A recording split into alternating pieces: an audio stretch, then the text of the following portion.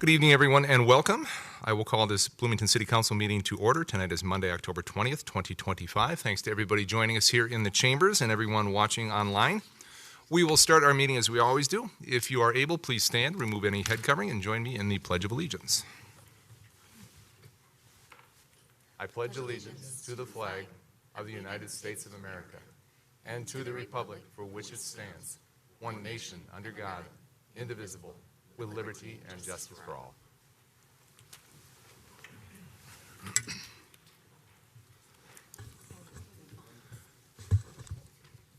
Once again, welcome to everyone, and thanks for joining us tonight. Thanks, Council, for being here. I'll start by saying we are down to 4 council members tonight. This is, I think, as low as we can go and still have a meeting.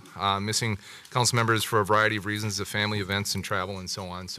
But I appreciate your being here tonight and making this meeting happen. Thank you so very much. The first order of business, Council, is to talk through our agenda for tonight. And our agenda includes an introductory item. Item 2 is the oath of office for our new city manager. Under item 3, our consent business. Councilmember Nelson has our consent agenda tonight. We have 3 items under consent business. Item 4, hearings, resolutions, and ordinances. We have 2 resolutions that we'll be talking about. Resolution awarding the sale of taxable community improvement bonds, Series 2025D, and a resolution awarding the sale of general obligation permanent improvement revolving fund bonds of 2025 Series 57. Under our organizational business on item 5, a couple of study items. A study item 1 on the missing middle housing, phase 2. That'll be item 5.1. And then item 5.2, the results of a study that we've done about our financial reserves. Kari Carlson will be leading us in that. Then we've got 2 discussions, the 2026 through 2035 capital improvement plan draft. And item 5.4, we're going to continue our ongoing budget discussions. We're going to hear from our external services team that includes community development, parks and rec, public health, and public works. And we'll also have a conversation about our utility rates, and we'll be hearing from folks from our utility team. We will finish up with council policy issue and update, and then adjourn, hopefully well in advance of 9 o'clock this evening, Council. Unless there are any changes or additions or anything, I would move approval of tonight's agenda as stated. Second. Motion and a second by Councilmember Carter for approving tonight's agenda as stated. No further council discussion on this. All those in favor, please signify by saying aye. Aye. Opposed? Motion carries 4-0, and we have an agenda. Our first item on our agenda this evening is the oath of office for our new city manager, Mr. Zach Walker. So I'm going to invite you down to the podium and to take the oath of office.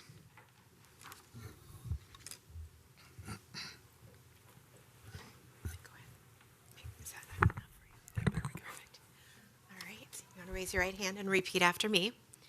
I, Zach Walker, I, Zach Walker, do solemnly swear do solemnly swear that I will support the Constitution that I will support the Constitution of the United States of the United States and of the state of Minnesota, and of the state of Minnesota, and faithfully discharge the duties of the office and faithfully discharge the duties of the office of City Manager of the City of Bloomington of the City Manager of the City of Bloomington in the County of Hennepin in the County of Hennepin and State of Minnesota and State of Minnesota to the best of my judgment and ability. to the best of my judgment and ability.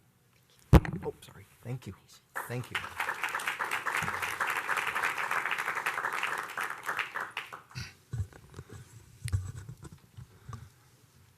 Well, congratulations, Zach, and welcome to the city of Bloomington. We're thrilled to have you here. For folks who are watching and who are tuning in, Zach is our 4th city manager in the past 50 years, 60 years, I believe. Bloomington has a long history of long-term city managers who do outstanding work, and you're next in line. I know you join us from Independence, Missouri, and come with a wonderful background that matches what we were looking for in a city manager.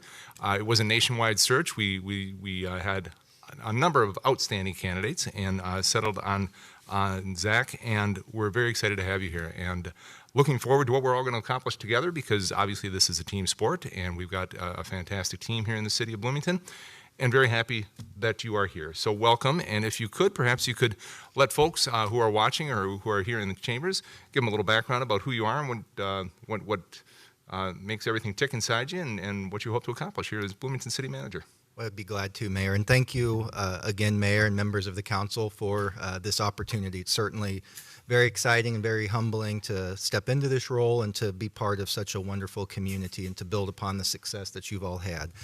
I do want to give special thanks before I talk about myself to your wonderful deputy city managers, Elizabeth and Kathy, who've kept things moving remarkably well during this interim period, the city staff who have continued to drive progress forward in the city, and I'm looking forward to working with everybody and building upon those relationships and successes. So for myself, Zach Walker, coming to you from Missouri, from Independence, which is part of the Kansas City metropolitan area. I've been in local government for about 20 years now. The previous 9 years were spent as city manager for the community of Independence, Missouri. Personally, married and 2 children, and my family and I are looking forward to getting integrated here into the Bloomington community, being a part of all the many wonderful things it has to offer. Told the mayor earlier today, my dog and I have been exploring the community this past week while we get acclimated, and my family is in transition up here.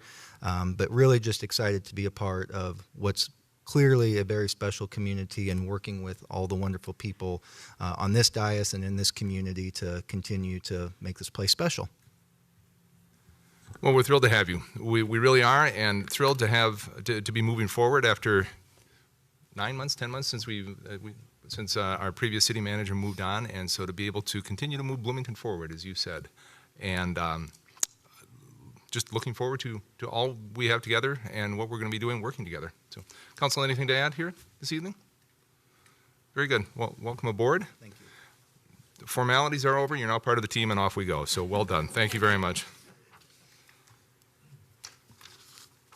First, next item of business on our agenda is the consent business. Councilmember Nelson has our consent agenda. Councilmember Nelson. Yeah, thank you, Mayor. I am just going to see if anybody has anything that they want to hold. Hearing none, I will move items 3.1 through 3.3. Second. Motion by Councilmember Nelson, second by Councilmember Carter to accept tonight's consent business as stated. No further council discussion on this. All those in favor, please signify by saying aye. Aye. Opposed? Motion carries 4-0. Thank you much, Councilmember Nelson. Moving on to item 4, our hearings, resolutions, and ordinances. We have 2, as I said, 2 resolutions. Laura Economy Shoulder is going to be here, going to lead us first through the resolution awarding the sale of taxable CIP bonds Series 2025D. Ms. Economy Shoulder, good evening, welcome. And you know, I might ask staff as you come up to introduce yourself once again, so Zach can put a name to a face and we can start to normalize this a bit. That'd be wonderful. Good evening, Mayor and Council. Before I get started on the item, I just want to let you know that Julie Eddington, our bond attorney from QTech Rock, is online, and Elizabeth Bergman, our municipal advisor from Baker Tilly, is also online, should you have questions that I can't answer. So the first item before you is awarding the sale of the taxable capital improvement bonds, Series 2025D. In August of this year, the council did authorize that we could sell up to $3.3 million in this category. And for this is for the acquisition of land for the Public Works Fleet Garage. The city purchased the land about 4 years ago, and these dollars are here to repay the city's facility fund that upfronted those costs. So before you tonight is the 20th, and we've gone through these series of steps. So the bond sale did occur today. The city does have 3 AAAs. We are one of 35 municipal governments out of 19,500 nationwide that have 3 AAAs. And Bloomington has had our AAA for 21 years now, from all 3. Each of the 3 credit rating agencies have very specific criteria. And we've gone through the credit rating calls this year for all 3 of these rating agencies. In Fitch, we scored high in the revenue assessment category and budgetary flexibility, and these are under their financial resilient components. In Moody's area, they indicate that we're strong and growing full value for our per capita. We're consistently strong in our financial profile, and we're relatively low long-term liability ratio. And S&P, in their criteria, they made comments that we have a robust and expanding economy, and we're in a favorable location in the metro. We have consistently positive general fund performance, supported by active and forward-looking financial planning. which includes city council and staff, and then our comprehensive prudent approach to financial management. So we tend to be a little on the conservative side. So for the land purchase, again, the city authorizes up to sell $3.3 million for a 20-year term. The property tax will pay for the debt service on these bonds. This morning, based off of the bids that we received, Robert Baird was the low bidder at $3.2 million, just over that. And the total true interest cost on those bonds was a 4.66. I would say a month ago, that was in the neighborhood of the mid-fives. And as of last week, it was in the low fives. And so we did very well in the market today at a 4.66. And the motion is before you on these bonds. Thank you, Ms. Economy-Shoulder. Council, questions, comments on this? No, and it's good to hear the favorable terms, and always nice to see the feedback from the rating agencies about their complimentary language about the city of Bloomington and our financial prudence and the work that we're doing here. So it's always nice to see. So, Yep. Council, unless there are questions or comments, I would look for action on item 4.1 this evening. Councilmember Lohman. Mayor, I'd be happy to make that motion. I'll move a motion awarding the sale of taxable general obligation capital improvement plan bonds, Series 2025D, in the original aggregate principal amount of $3,210,000, fixing their form and specifications, directing their execution and delivery, and providing for their payment. Second. Motion by Councilmember Lohman, second by Councilmember Carter, to award the sale of the taxable general obligation capital improvement plan bonds in the principal amount of $3.21 million. Any further council discussion on this? Hearing none, all those in favor, please signify by saying aye. Aye. Opposed? Motion carries 4-0. Well done on that one. Thank you much for that. And next up is item 4.2. This is a resolution awarding the sale of general obligation permanent improvement revolving fund bonds of 2025. Ms. Economy-Shoulder. Again, Mayor and Council, our bond attorney and our municipal advisor are online. And moving forward, our PIR bonds are normally for the payment management reconstruction. And we normally issue them in the fall of each year. And for Series 57, this is a tax-exempt bond issue. And again, for the payment management program, just some pictures of that. On September 15th, we advertised and held a public hearing for up to $7 million of public PIR bonds. When we went into the set sale a few weeks ago, it was down to $4.5 million, and we had the 3 rating calls, and then we had sold the low bidder this morning. And with that, again, the 3 AAAs, the same comments as the last one. And so the good news on this one is this is a 10-year. Property taxes and special assessments will pay for these bonds. With that high amount of $7 million, we are now down to $2.9 million. We were able to move things around, and we had 5 bids received, and the really good news was that is at a 2.8% interest rate. So with that, you have a motion to accept the award. Thank you for that 2.8. My goodness, that's outstanding. Well done. Council, questions, comments? Councilmember Lohman. Just a very brief comment. We saw both in the first item that we just passed and this one here that we're talking about just our wonderful fiscal management. And I want to really, again, thank staff really, beyond on behalf of those council members that are here and not here. And just again, thanks for this hard work. And I know we've built, this has been built on generations of work. And so we're beneficiaries of that. And so happy to see this work continue on. Thank you, Councilmember Lohman, but it does take all of us to be financially conservative and prudent on our numbers. Council, any other questions, comments? If not, Council, I would look for action on item 4.2. Councilmember Carter.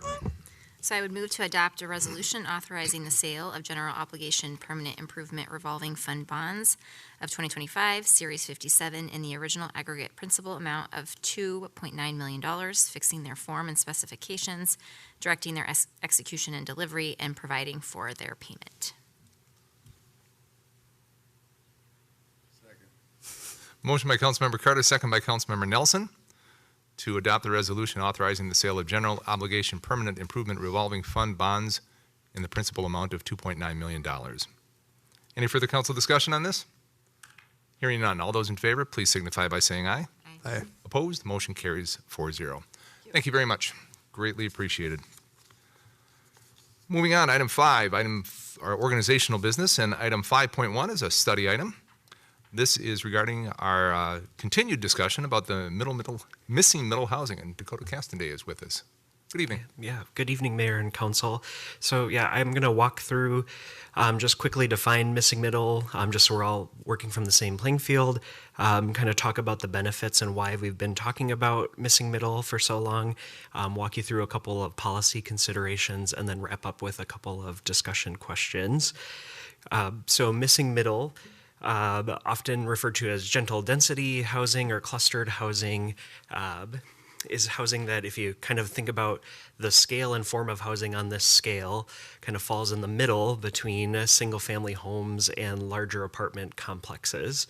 And it's often referred to as missing because there's just an undersupply of these kinds of housing to meet the demand. And so a lot of that is attributed to a lot of communities in the kind of post-World War II suburban boom just outright prohibited different kinds of housing. And so cities really only built single-family homes, maybe in some cases a couple of townhome districts, but then larger apartments.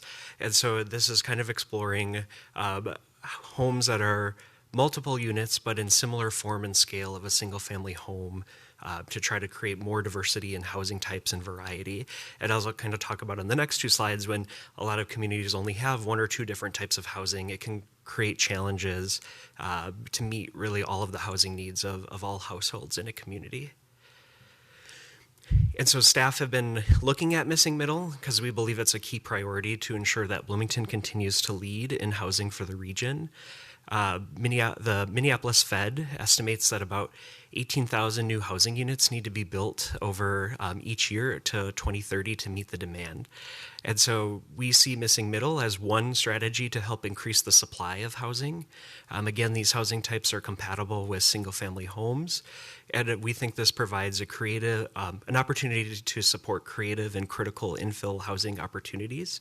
And if we meet the goal of this project to increase the variety of housing types for all people at different stages of life, the theory is that we can positively impact housing availability and affordability. We also see missing middle as an opportunity to increase flexibility and choice for residents, provide additional homeownership opportunities that can lead to wealth building, as well as opportunities for residents that want to age in place in their neighborhoods. On the right here, this is from the 2019 to 2023 American Community Survey. And it estimates that about 33% of households in Bloomington live alone, and an additional 34% are families without children. And so if we kind of look at that scale of different housing types again, we're really trying to figure out how we can create more options for different household types. So not everyone that lives alone necessarily wants to live in a single family home or wants to live in a 600 square foot studio apartment. But a lot of times that's the only choice that they have. And so this is an opportunity to create some different housing opportunities to support all residents in Bloomington. I'm not going to go into the details here, just more a reference that we acknowledge and we know there's been a number of state bills proposed as some state legislators believe that cities aren't doing enough to address the housing shortage and creating more opportunities for missing middle housing. And so again, we acknowledge this is happening. We're not sure what's going to happen in the next legislative cycle, but just we're still continuing to move forward and think about how Bloomington has an opportunity to kind of set an example of how it can work here in the region. And so for this project, staff has been drafting some definitions and performance standards for the following housing types: triplexes, fourplexes, detached townhomes, cottage courts, and multiplexes, which in this case we define as a structure that has 5 to 16 units. And so I'll go into a little bit more detail on each of those in a second. The zoning code is just one piece of a larger puzzle to construct housing, but it's an important piece. If we don't allow it in the zoning code, it won't be built. So when we're talking about the zoning code, it's kind of evolved over time, but we're looking at things like setbacks, density threshold, which is often units per acre, looking at either a minimum or maximum floor area or site area, building height, parking, open space landscaping requirements, as well as a maximum impervious surface coverage. And so really the balance for staff and policymakers is figuring out how we can set these performance standards to meet the context of the neighborhood that they're in, but at the same time, if we don't get it quite right, a lot of these performance standards can end up being a barrier, and housing doesn't get built. And so it's trying to find that right balance. So hopefully through this discussion and what we've been looking at is our attempt to try to strike that balance. Another consideration to think about, based on previous discussions, the current proposal is to allow these housing types in our R3, R4, and RM12 zoning districts, which are kind of more of that medium density zoning districts. And I guess the trade-off or the challenge to think about is that this map shows all of those existing zoning districts, and all of them are currently developed or have a proposal to be developed. And so if someone is interested in building these missing middle housing types, that means that they will have to rezone their property to one of these zoning districts. A rezoning is a highly discretionary process. It is an expensive application fee, and that can be a deterrent or create a challenge for people that want to build this kind of housing from applying to build it. And so one of the discussion questions we have is around kind of, do we allow some of these types in the R1 zoning district, or where do we want to see these housing types? Another consideration, just to kind of keep in the back of your minds, a lot of cities that allow missing middle often have the benefit of having alleys to be an alley-loaded structure where they can provide the garage and parking off of that alleyway to really reduce the amount of impervious surface on a lot. And so there's some opportunities in East Bloomington where there are alleys that we might see this, but in general, missing middle that would get built in Bloomington is going to be what we call front-loaded housing, and so it'll have a driveway off of the public or private street, likely run alongside the building to a garage or surface parking behind the structure. And so just things to kind of consider as we're thinking about setbacks and impervious surface. It's going to look a little different in Bloomington than it might in other communities that have more missing middle housing types. And so I'm not going to go through all the details, just want to highlight some of the things on each specific type. So triplexes and fourplexes, we're talking about a structure that would have either 3 or 4 units. Currently, it's proposed to be in the R3 and R4 zoning district. We are proposing to reduce the setbacks in those districts just to, again, create more opportunities for lots that could be available for this kind of housing. And then for parking, we're proposing 2 spaces per dwelling unit. We're not requiring a garage there. And part of the reason staff didn't want to require the garage was, again, just to allow more flexibility in design. If we were to require a garage, it's likely you're going to see the more side-by-side townhome kind of design, which might work on some properties, but might not work on all lots. And so these are some examples of where we've seen 2-story triplexes and fourplexes being built that allow units kind of side by side and above and below one another. And so we think just requiring surface parking as the minimum standard just creates more opportunities. And again, someone who's building this to make it more marketable can still construct a garage. It's just not a requirement in the code. Multiplexes, again, this is 5 to 16 units in one structure. We're proposing it in the R4 and RM12 zoning district, again, having a reduced setback. And then for parking here, we're matching the multifamily standard. We actually have a separate project on our work plan right now that's looking at our minimum parking standards kind of across the board. And so we feel that project will also help address or kind of tweak the right size or parking requirement for housing. And so this is where we kind of landed on, just as the starting point, what our multifamily standard is, because we're not sure what, if any changes, or what the new multifamily standard might be through that project. Cottage courts, I would say the key things to remember here is that the housing units, instead of being oriented towards the street, are oriented towards an open courtyard. And the individual cottages or housing units in this development intentionally have a maximum floor area to kind of maintain that kind of cottage-like smaller housing type kind of starter home size of housing. So we're in this proposal is to allow these in R1, R3, R4, and RM12. Again, having that maximum floor area of 1,500 square feet, and then having a minimum of 1 parking stall per dwelling unit. And then the image here is just kind of an example of where you could see a potential redevelopment option for kind of 2 lots on a corner, on how you might be able to get like 5 cottages on a lot. And then finally, the detached townhomes. I think the key difference here to highlight is they're really a single-family home just on a narrower lot than what the underlying zoning district would allow. Again, we would propose these in R1, R3, R4, and RM12. The parking requirement here, we matched our current townhome standard. So we do have at least 1 enclosed space here. And the reason staff are more comfortable with the garage in this scenario versus some of the others is I think what you typically have seen built in the metro, and then this is an example of a proposal here in Bloomington.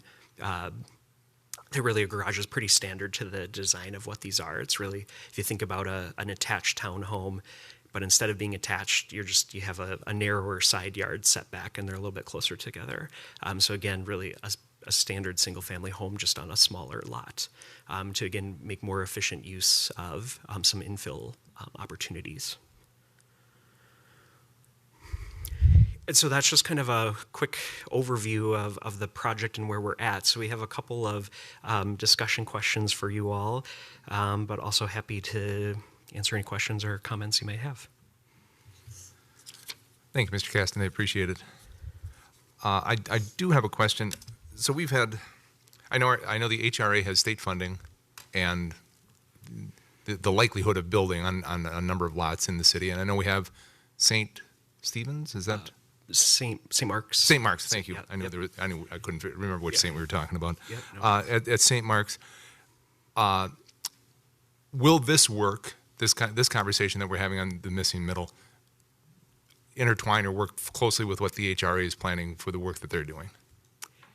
Yeah, Mayor and Council, I don't want to just speak for the HRA, but I know in conversations that I've had with them, we do see this, and the HRA believes this is in line with the work that they're doing. I know on the St. Mark's proposal, I think there is on at least 1, if not 2 of the lots, providing duplexes, which we currently do permit in the R1 zoning district in the city.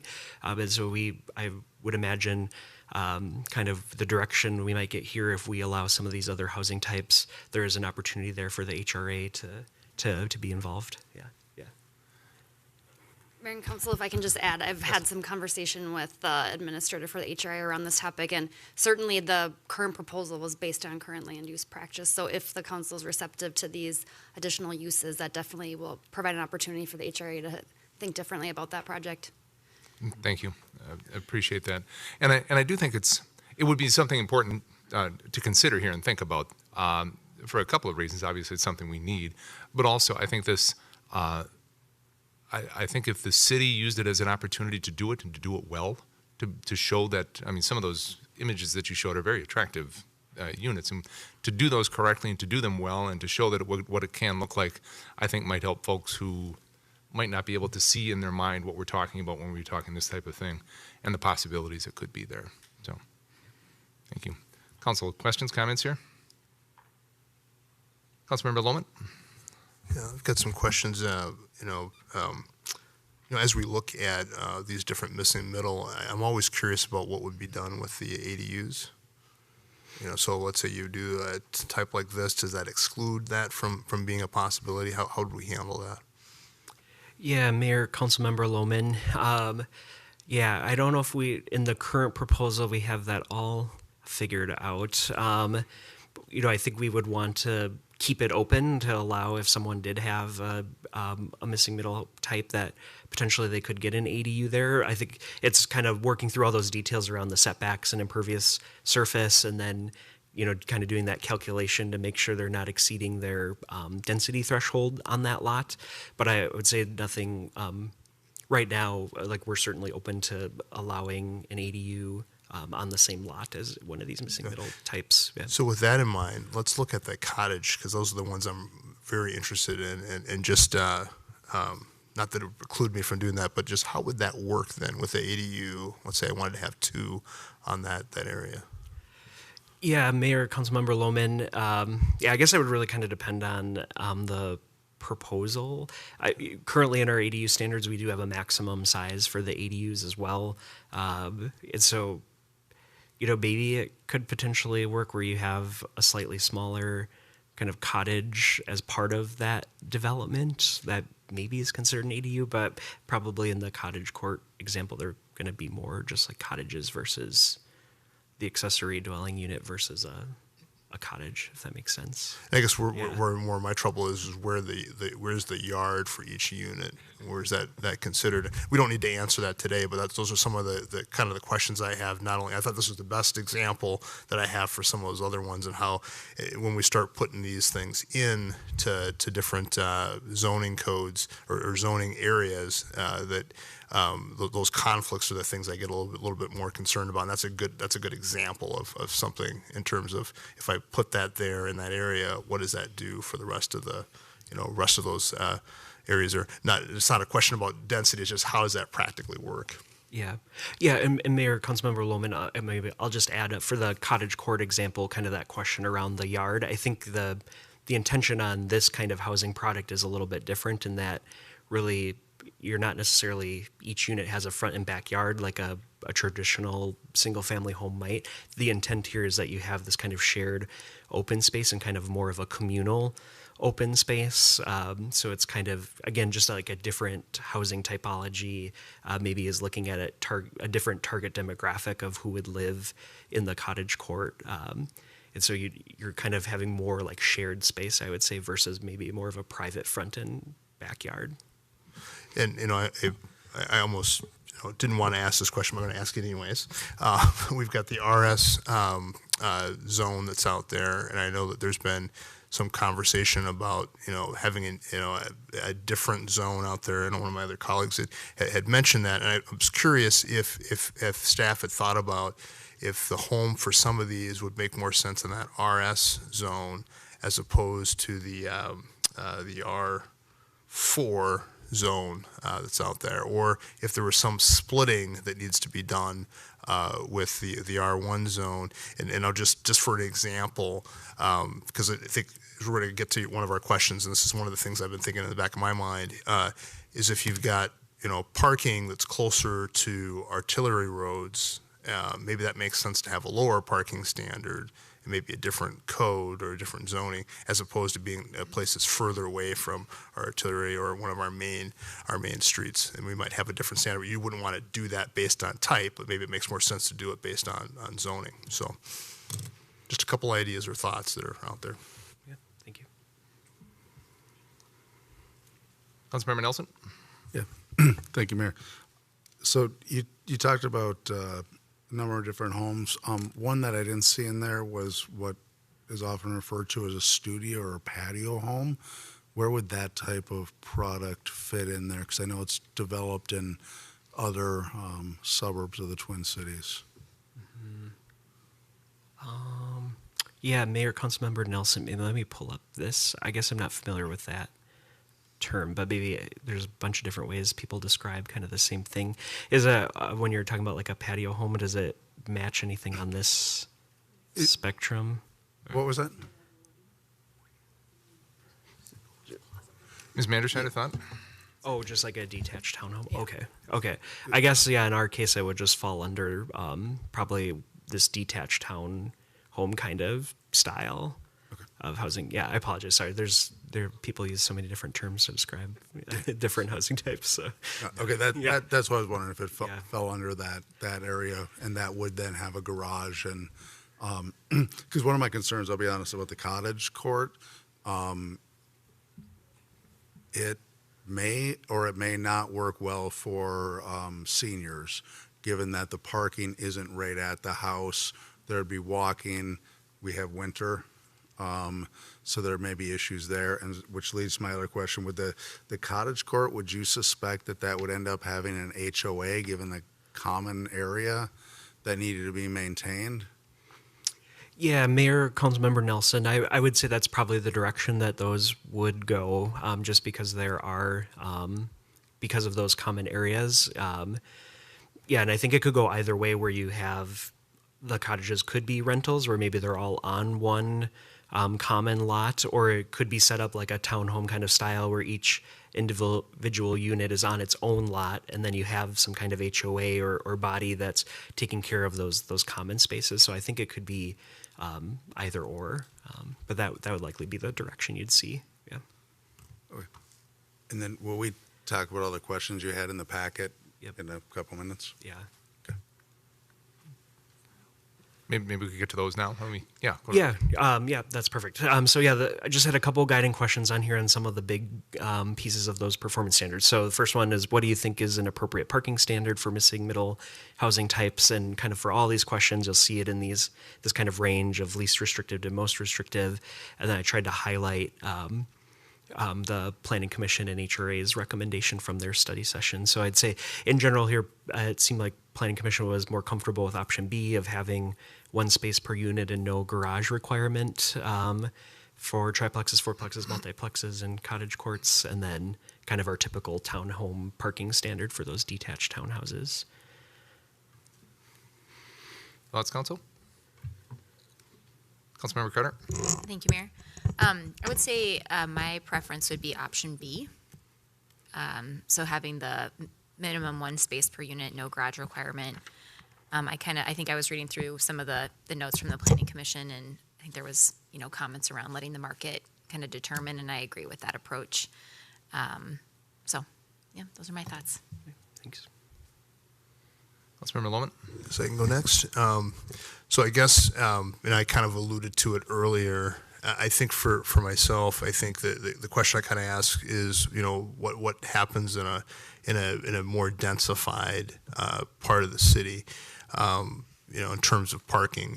We've had those come before us, and the question I've always asked myself, where does it was in the packet, where do the guests park?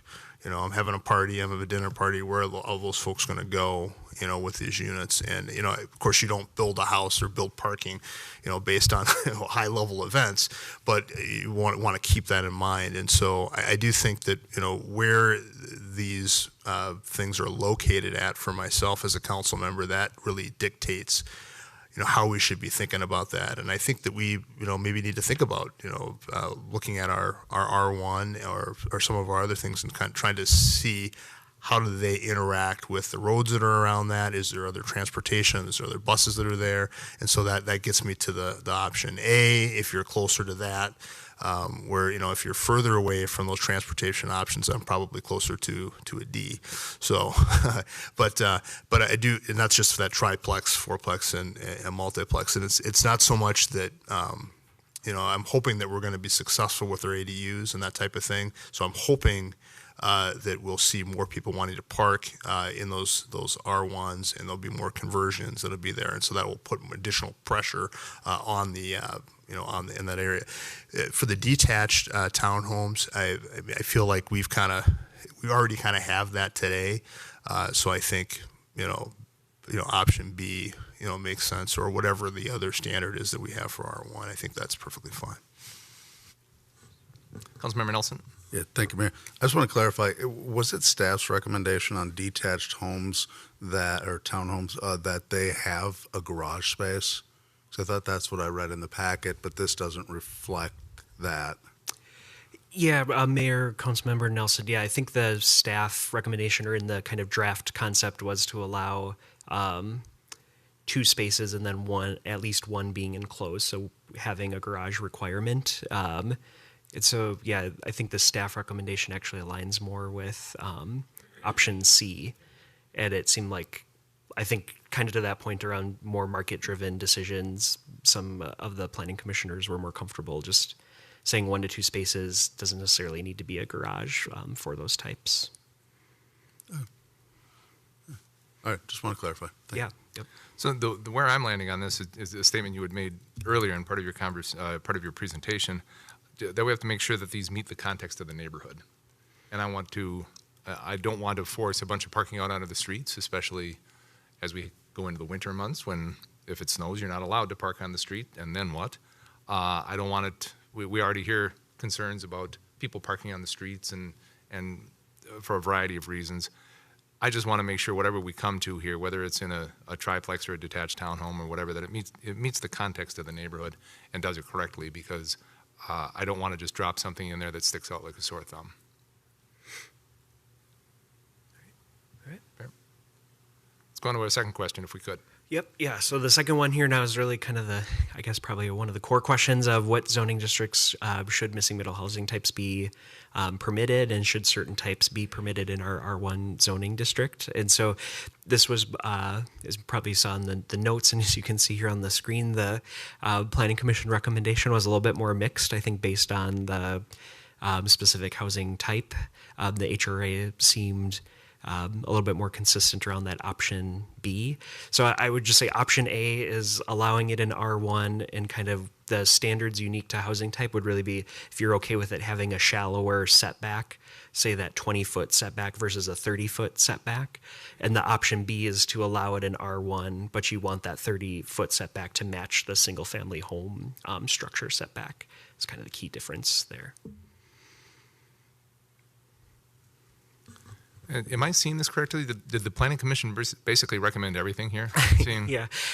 I kind of, it was hard to encapsulate in this chart, but I would say, yeah, it was for those first three there, it was more mixed around allowing it on R1 with the same standards as a single family home, or just starting out and allowing it in R3 and R4. And then for the detached townhomes, they kind of went the other way and understood that they felt like that made sense in R1 and were comfortable with standards that were, shallower setbacks or different standards from the single family home. So yeah, it was much more split, I guess I would say. Yeah. Got it. With that in mind, and with that question being asked, I do like the HRA recommendation, because it stipulates, I think it goes back to my earlier comment about meeting the nature of the existing neighborhood, that if we have standards that match those of the single family homes, I think we can make that work within the R1 district.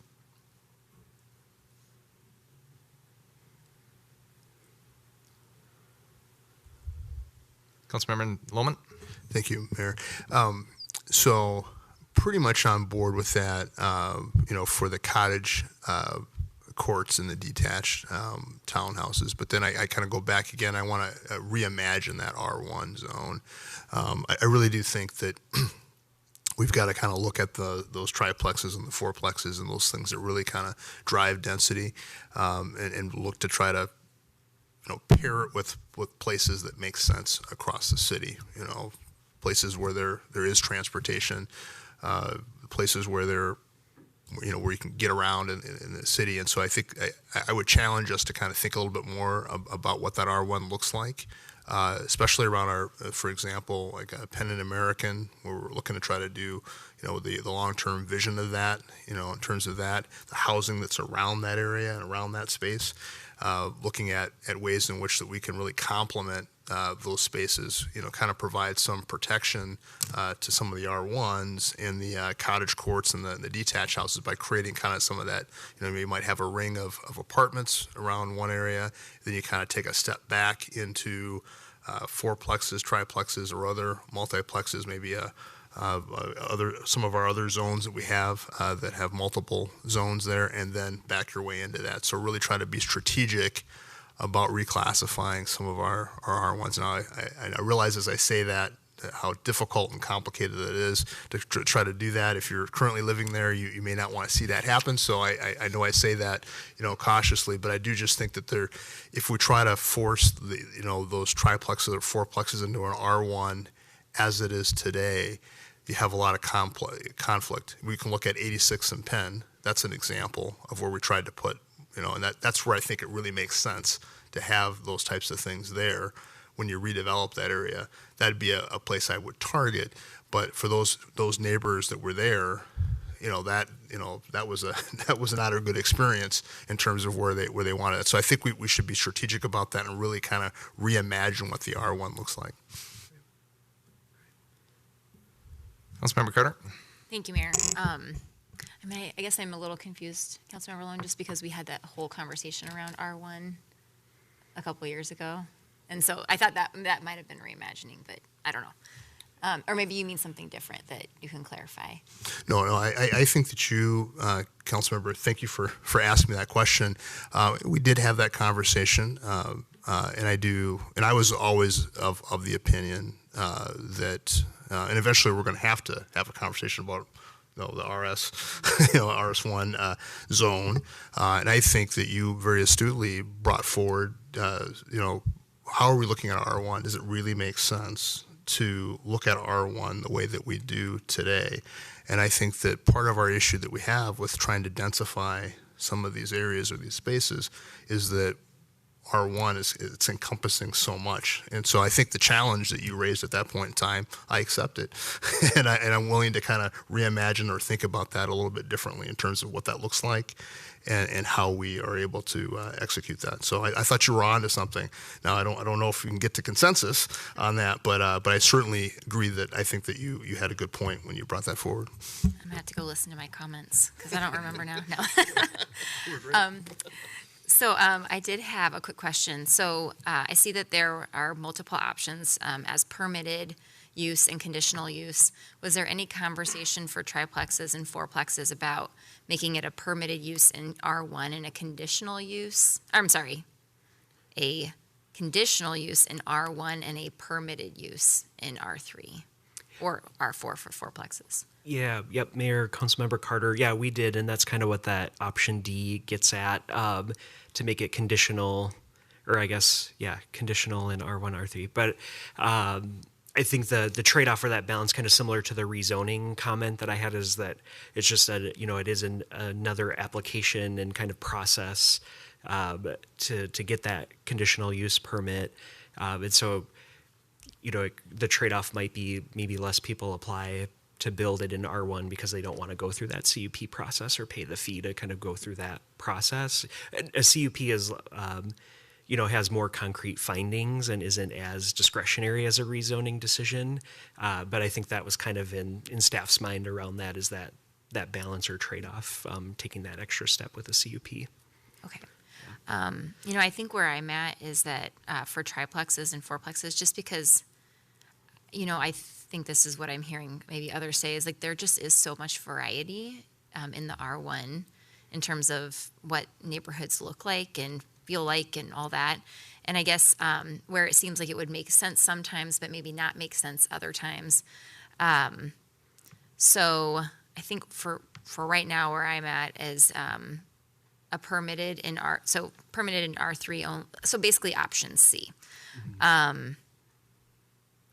Yeah, permitted in the R3, R4, RM12, whatever Yeah. that might be, and then conditional in R1. Yes, Yeah, I would be okay. open to that. Okay. Yep. Yeah, thanks for the clarification. Okay, Council, I'm going to move us along because I think we've provided some good feedback, and knowing that we're missing 3 voices here, my guess is this isn't the last conversation we're going to have on this. So I'm just going to throw that out there. If we could go on to the next question, please. Yep.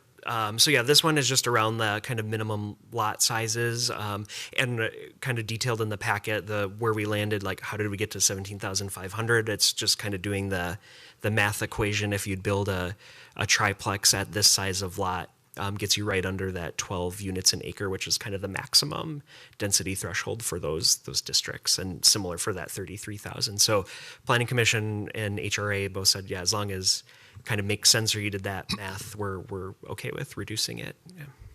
Good with this, Council? Council member. I am good with this as long as, again, we have that RS zone that's out there, which kind of then, if you do this, that creates a weird situation with that. So just, we acknowledge that's a weird setup.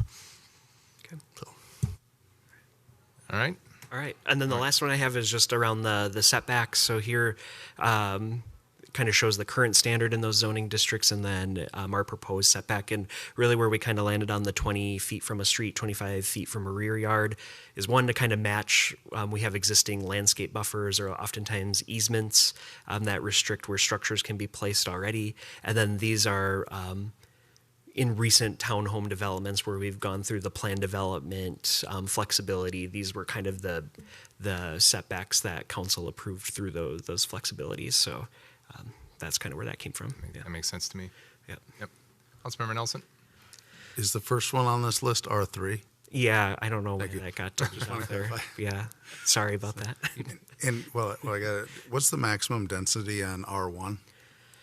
Yeah, so R1, I don't know if it's in the zoning, but if it's in the low density residential district, it's I think up to 12 units an acre.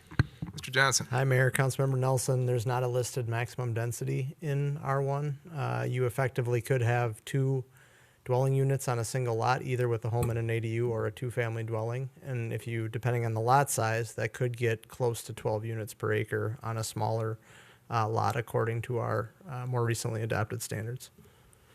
Yep. Thanks. Any thoughts on setbacks, council? Are we good with them? All right, well, thank you. That's all I have. Thank you very much. Appreciate it. Yep, thanks. We on item 5.2 on our agenda. This is the study about reserves and the results of that study. Kari Carlson, our budget manager, is here. Good evening and welcome.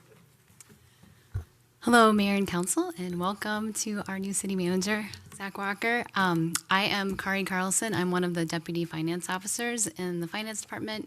Report to our CFO, Lori Economy-Scholler. Welcome. And joining me this evening, I have Shane Kavanaugh, who is joining virtually. The finance department, we engaged the Government Finance Officers Association, GFOA, their research and consulting center to conduct a risk-based analysis of the City of Bloomington's fund reserves to establish some recommended target ranges. And I'll give a little bit of background of Shane here, who's up on the screen, and then I'm going to hand it over to him. So Shane Kavanaugh, he is the Senior Manager of Research for GFOA and has been a leader in developing the technique of long-term financial planning and policies for local government. He started GFOA's long-term financial planning and policy consulting offering in 2002 and has been working with governments on financial planning and policies ever since. His work with local governments has earned him a fellowship with the National Academy of Public Administration, a position on the board of advisors for the University of Chicago's Center for Municipal Finance, and recognition as one of the 100 most influential people in local government by engaging local government leaders. And then in 2024, he received the S. Kenneth Howard Award from the Association of Budgeting and Financial Management to honor lifetime achievement by a practitioner in the field of budgeting and financial management. And with that, I will hand it over to Shane. Hi, Shane. All right, Kari, thank you so much for that kind introduction, and thank you, City Council, for your time here this evening. My pleasure to chat with you today about our reserve study. And I think a good place to start out with is to define what we mean by reserve. So Kari, if you'd be so kind to advance to the next slide. So I've got here is my definition of reserves, and probably the most important part is actually at the end. And that is the idea that reserves are a tool for providing protection against unplanned, unavoidable costs or losses. And that is done by holding some amount of money outside of the budget or in reserve, as the name might imply. So why don't we move on to the next slide? What I'm going to show here is kind of this idea that you can think of reserves as a savings account. And I'm sure maybe some of you have heard that metaphor for reserves, and certainly I think that's useful for things like we see on the slide here, accumulating cash to pay for future costs, etc. I'm going to be leaning on a different metaphor here tonight, and that is reserves as insurance. So why don't we move on to the next slide? We'll say a little bit more about that. And so the premise of the work we're going to present to you here today really looks at reserves as an insurance policy. And if you could click the button. The idea here is that a reserve is really exist to help us manage volatility and risk, those unplanned, unavoidable costs and losses that I described earlier. And we do one more click, we'll see that's very much like an insurance policy, right? An insurance policy does that same thing.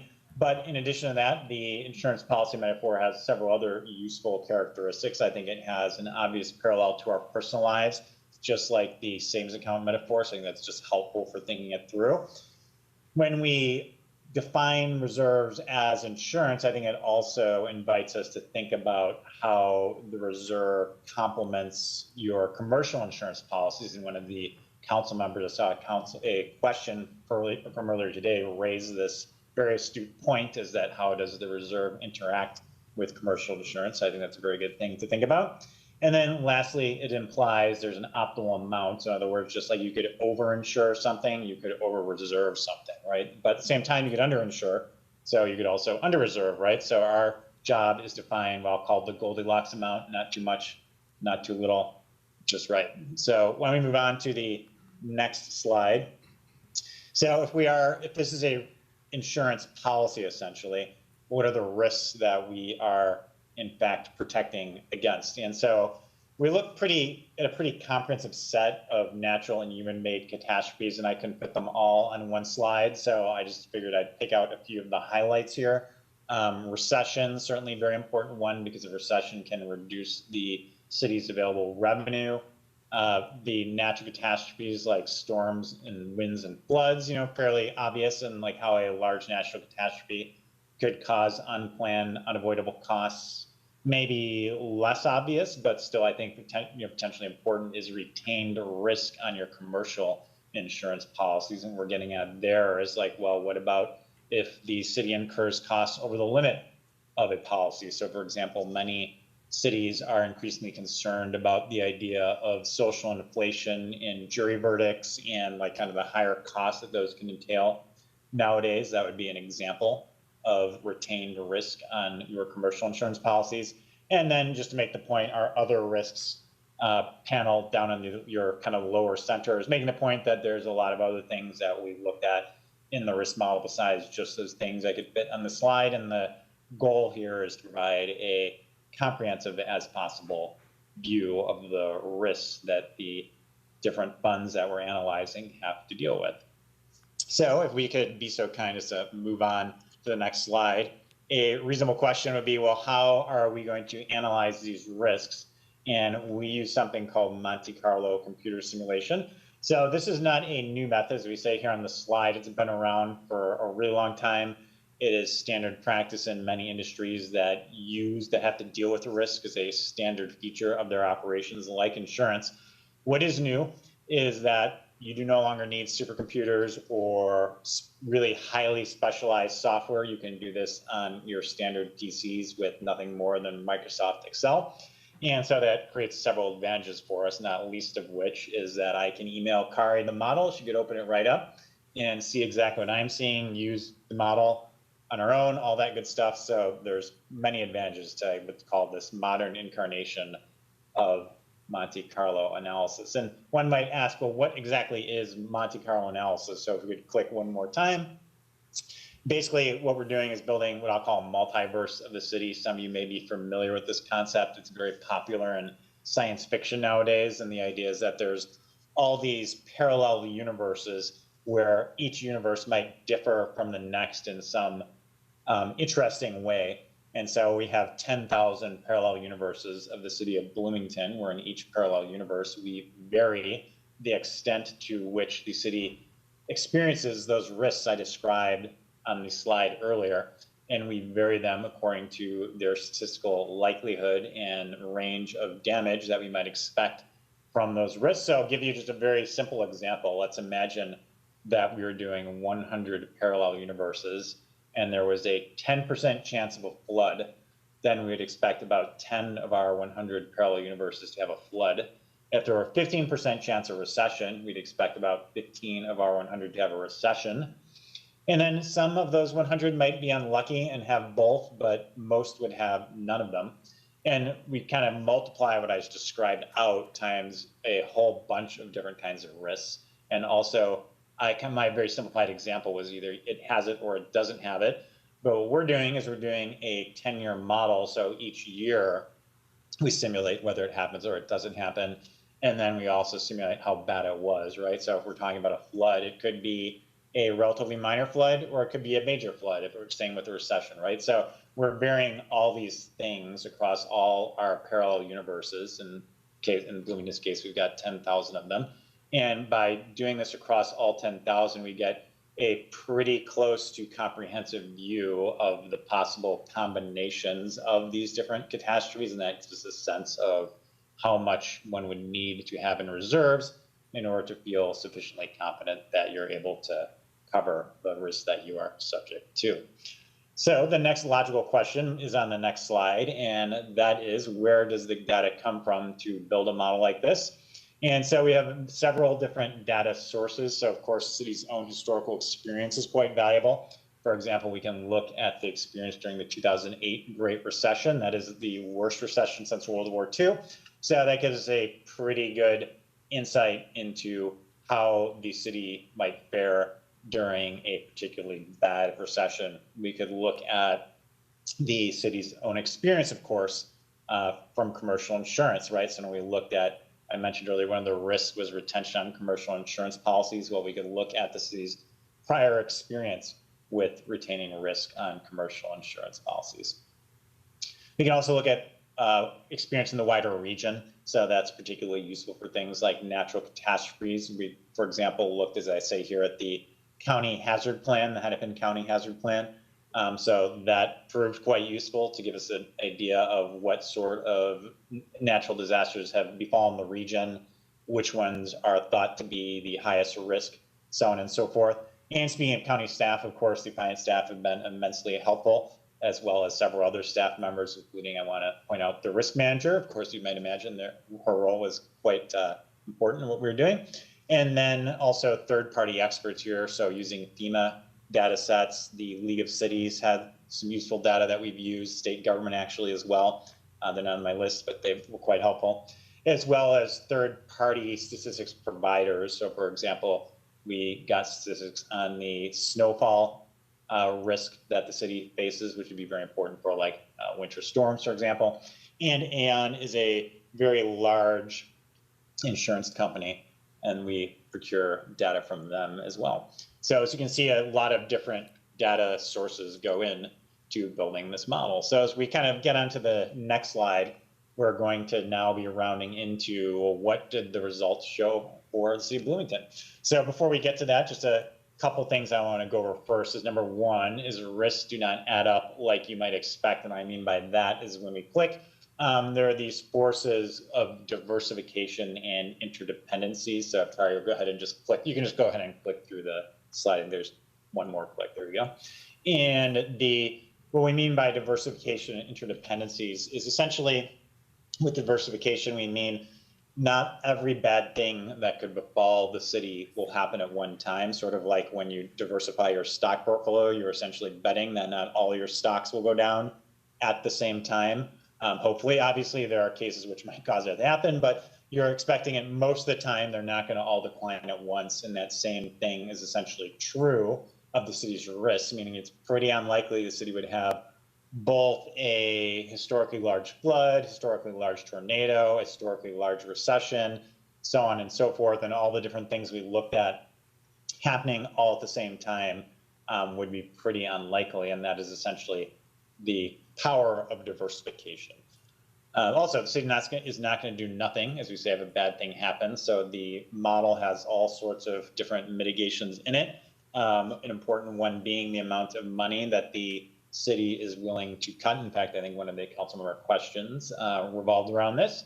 In addition to that, we also have the surpluses that the city generates from year to year are built into the model, as well as the supporting role of FEMA is another important mitigation that is included in the model. And then lastly, earlier today, we heard Lori talk about the city's AAA bond rating.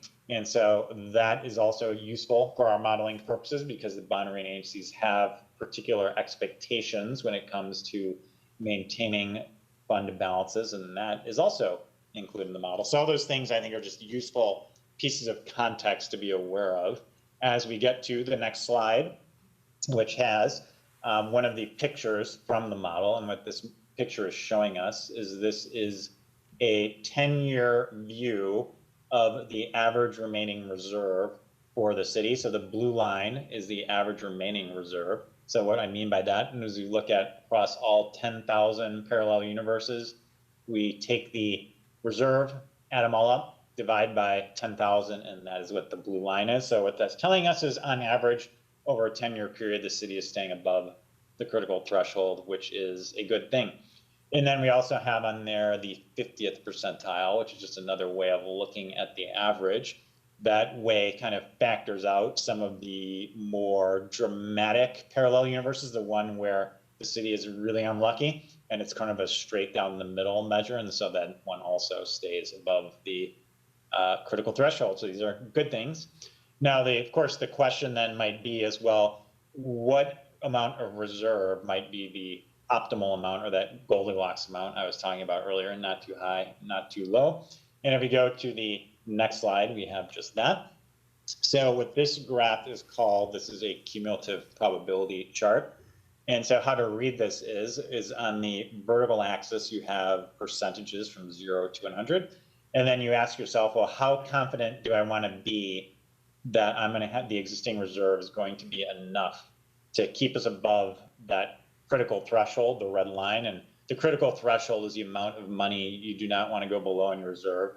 And in Bloomington's case, we associated that with the expectations of the bond rating agencies for a AAA amount. So I apologize, I should have been clear about that on the last slide. But again, that critical threshold, that little dotted line that was on the last slide, that's also the critical threshold. This is just looking at it in the same way. Again, the amount we need to not go below the rating agency's expectations. So if we want to be about, like, say, 90% confident of doing that, you would read over from 90 on the vertical axis, read over till you hit the red line, and then read down, and that would be the amount of money you would need. Now, I would point out this is kind of interesting, where the city of Bloomington's existing reserve, which is that black dotted line, is just at about the 90% point right now, which is kind of unusual, meaning we do many of these projects and not often. In fact, I don't think that's ever happened. So always first time for everything. But I think even more interesting than that is we typically advise folks that the Goldilocks amount is before the line starts to go flat. And what we see there is that the line is starting to go flat really just after the city's current reserve amount. So again, that's never seen that happen. So first time for everything. But then I think what it's also telling us is what we'll get to on the next slide is that where you're at now could be considered sort of the ceiling amount. And if you were willing to live with a little less confidence of staying above the critical threshold, you could have a little less, and you'd still be pretty confident. So that would be an 80% chance of staying above the critical threshold, or 8 and 10, which is still pretty good. Now, certainly I would leave that to the city's discretion ultimately to decide if 80% is enough confidence. But I just bring that up because that is a common number that we find amongst local governments, where 80% is seen as a reasonable minimum. So kind of bottom line here is that the Goldilocks amount is between the 46 and 53, where 53 is where you're at now. So it's pretty what you're at the ceiling. And according to our estimations and simulations, you could also hold a little bit less and also stay within a pretty reasonable degree of confidence of maintaining the amount associated with the AAA bond rating. And why don't we move on to the next slide after this, because we are looking at several other funds as well. And so this is just a list of the various funds that we are building models for, much like we just did with the general fund. And all these are pretty far along. I'm looking at all of them. In fact, I don't see any that are not far along. So we should be able to get back to you with similar results for all of the funds that you see here in the pretty near future. And Kari, is there anything that you wanted to add on this slide? Thank you, Shane. I'll just say we're planning to bring this back, all of these, in November to City Council. Thank you. Thank you. Okay, very good. And then I think we can move to the next slide. Is this something also, Kari, of the discussion? There you go. So that is where we're at. Happy to get into anything you all might like. Thank you, Mr. Kavanaugh. That's fascinating stuff. That's very interesting and very relevant to our conversations that we've been having, both with the general fund and those other funds under reserve. I can't wait to hear what you find in the multiverse with the rest of our funds as well. So thank you for doing that. Council, questions, comments on this? Councilmember Nelson. Yeah, my first question is just how many of those multiverses am I still a council member? All of them. Okay, thank you. Just wanted that confidence boost. My question is, so you talked a lot about the unplanned expenses and the risk factors and things like that, but some of our utility or our funds, particularly the utility ones, are for, frankly, planned expenses going forward. How does that factor into your analysis? Because, we have a decent handle on the fact that we're going to have to replace pipes and utilities and things like that. Excellent question. So we have been discussing that quite a bit. And what we're getting at there is what I would call timing risk. So when we look at your past history, the amount of money spent, I think in all cases, if I'm remembering correctly, I don't have the data right in front of me, but I believe it is all cases, the amount of money spent is less than the annual planned amount. So what that's telling us is and this is super common, so this is not like unusual at all, where there is a kind of timing risk, right, where projects don't kind of happen perhaps as quickly as they're planned. And this is, again, not just local governments, but like all organizations that build capital projects. So the kind of point there is there may be an opportunity in terms of optimizing the amount of money in your reserve relative to the timing risk, as opposed to, as you're pointing out, versus it may or may not happen risk, right? So that is a different risk we're looking at.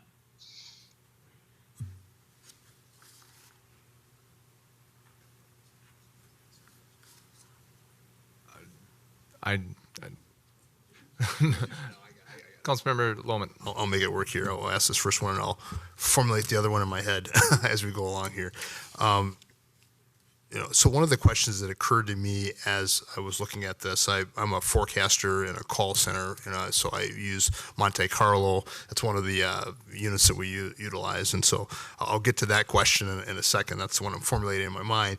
But when we look at other AAA cities in terms of, and I'm not sure who this question's for, how do they compare in terms of how they handle their reserves, and is there any from a policy standpoint, how should we look at this? Is there a standard kind of protocol or a level that those other cities or other municipalities have, as a kind of a standard that they kind of go to? And I just kind of wanted to understand if, because certainly there are other cities that aren't the AAA like we are, and they may have less of a reserve, and I just want to understand what that means as we kind of look at this. Sure, I'd be happy to jump in there. So the critical threshold is based on the rating agency guidelines, which are based in no small part on benchmarking studies.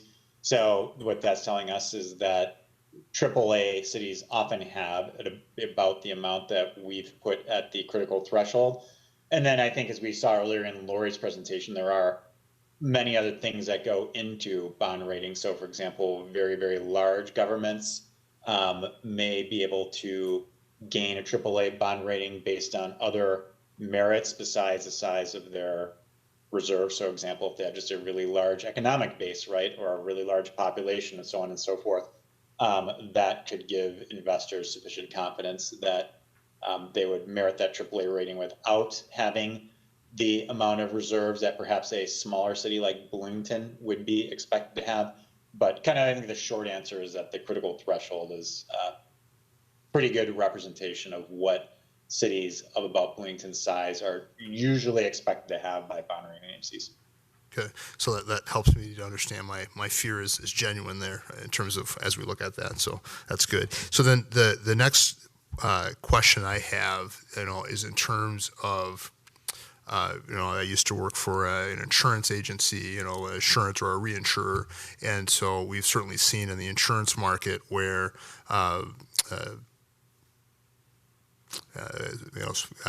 things that are happening with the climate, depending on your perspective or point of view on that. And obviously, since I'm on the Sustainability Commission, you can understand where my perspective is on that, have changed the calculus as it relates to the impacts of those events that can take place. And I'm just curious about, in terms of where we're at, just geographically, can we take that into account as we look at our models, those Monte Carlo models, and how is that handled at that level? Do you increase that because we're seeing more incidents? We just saw the thing that happened in Alaska, where they had to evacuate all those folks, and the things that are happening down south. I'm just curious, how are you looking at that in terms of how we position the city in terms of its future with respect to that model? Yeah, sure. Good question. So there's a couple ways the model does it. Is number one, for any given risk, you can. So what we're doing is we're not doing one 10-year model. We're doing 10 one-year models. And why that's important is then you get control over every single year in the model, as opposed to saying, oh, we just simulate all 10 years and it is what it is. So what that means is you can then increase the frequency of events for each year over the 10 years. So that is one way we can work on it. And then the other way, which I like quite a bit, is the model also has in it a kind of what I'll call like unknown unknowns module to it. And so what that's getting at is we could sit here for, like hours and like come up with risks and still miss something that might happen 5 years in the future or 10 years, right? Like 5 years ago, or let's say 10 years ago, not too many people were talking about like pandemics as a thing that cities ought to be concerned about, right?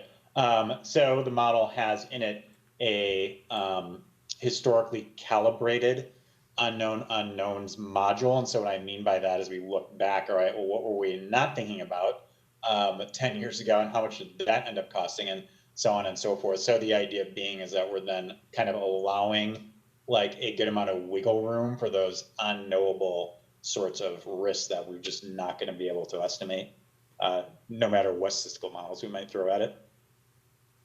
And then just one last question with that. So if one increases the investment in capital or in infrastructure, how does that impact the model? Does that improve the scores? Does it depend on what you do? Or is it just at the discretion of who's ever building the model? When you say increase, do you mean like more roads and bridges, that kind of capital? Yeah, some of those infrastructure pieces, maybe roads. I'm trying to think of what all we would have control over, but those types of things that sometimes can help mitigate some things in terms of you invest in those things, piping or that kind of things for floods and that type of thing. Oh yeah, so yeah, great question. So you're saying that the kind of, just to make sure I'm understanding, if you invest in some kind of infrastructure that decrease the probability of an event or decrease the magnitude of an event, or perhaps both, would that show up in the model? Yeah. For example, that, or for example, you might say now we have a full-time fire department. That might be another impact on the model itself, right? So before we had a paid on call with less, that leads itself to a larger risk to make it a little more concrete. But I'm thinking some of these things from an infrastructure standpoint that are more like that. They're less manpower or people power type things. Yeah. So the kind of short answer is that you could decrease the magnitude or decrease the probability of the events. And that would be up to the person who's putting together the model, right? Yes, correct. Okay, thanks.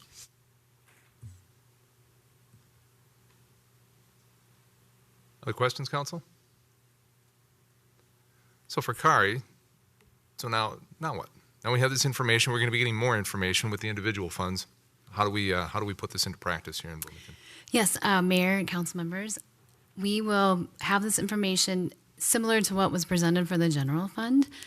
So we'll have ranges of a minimum and maximum for all those funds that we're looking at, and then the council can decide where you're comfortable with our goals for those funds and where we're at right now and where the range is, and if there's potentially opportunities for lowering the reserves, or maybe in some cases they're lower than they should be. We'll have that information. We always have had goals for our like working capital goals for all of our funds.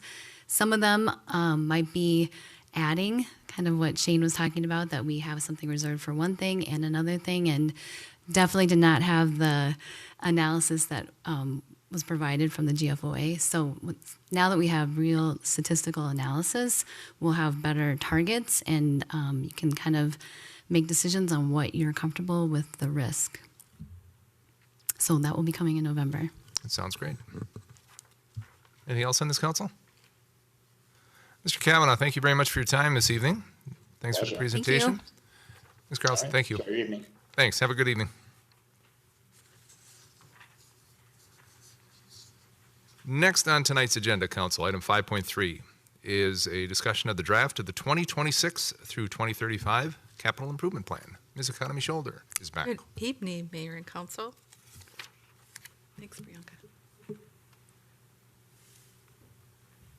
So tonight is the normal annual events that we do about this time every year with bringing you the draft CIP, which is our capital improvement plan.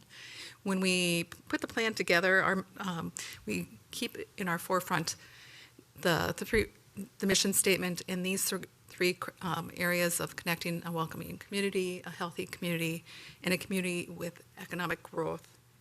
So with that, the 4 areas of our agenda is going through the purpose and timeline of our CIP, some executive summary areas for 26 through 35, and 26 through 27 project highlights. So this slide you've seen for many years in a row. Our capital improvement plan is a planning tool. It is not an obligation of the city. It is not physically encumbering any of the city's dollars. It is a planning tool. We include all projects over $50,000 in budgets that the council receives. You might have projects that include items that are less than the $50,000, but in the document you will only have projects that are $50,000 or greater. Over the next 10 years, in the executive summary that we put in the beginning of the document, and what a portion, little pieces tonight in the presentation are before you, are items of $1 million and above. Again, I will emphasize there's no guarantee that the approval of this document will bring a project forward.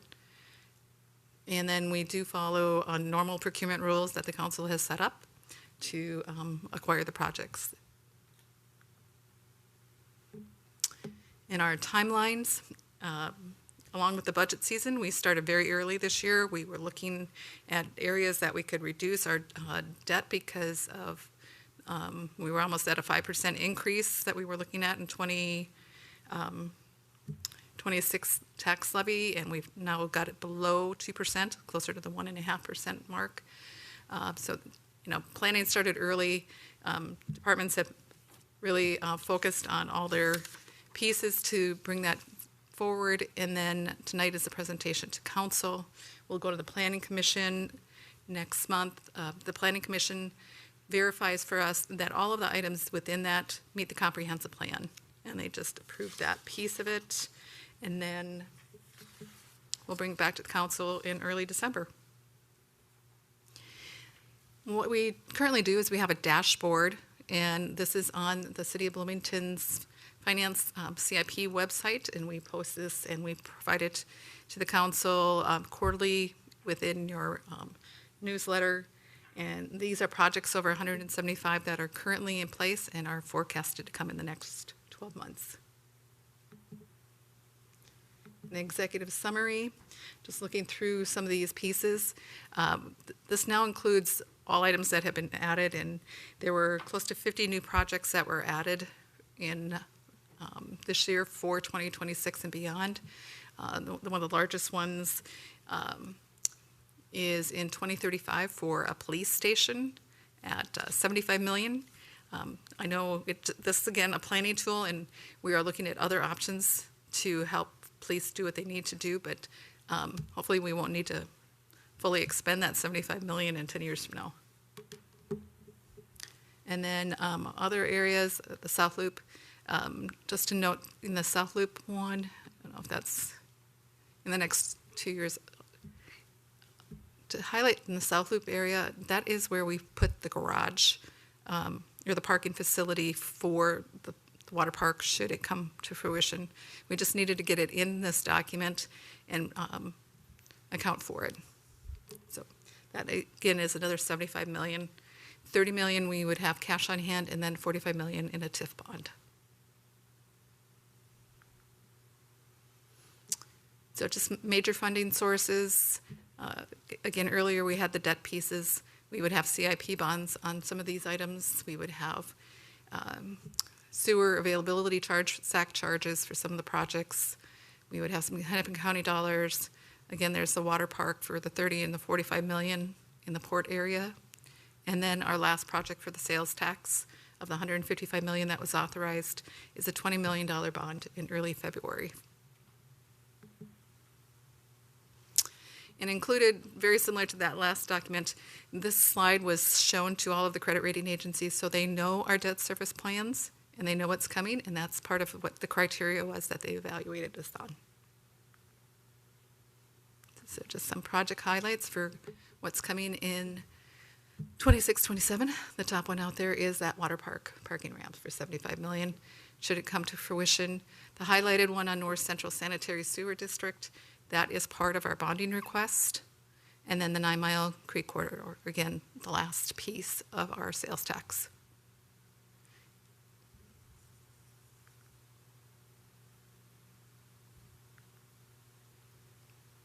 And then some of the new projects that are just out there. At the bottom item there for the police station, that's out there 10 years from now for the police building. But all these other pieces are out there in different years as the priorities that facility has placed them out there. Housing, the HRA has now come back into the CIP. They were out of the CIP for many years, but now they're back in, and we're tracking for their improvements that they are going to be doing on an annual basis.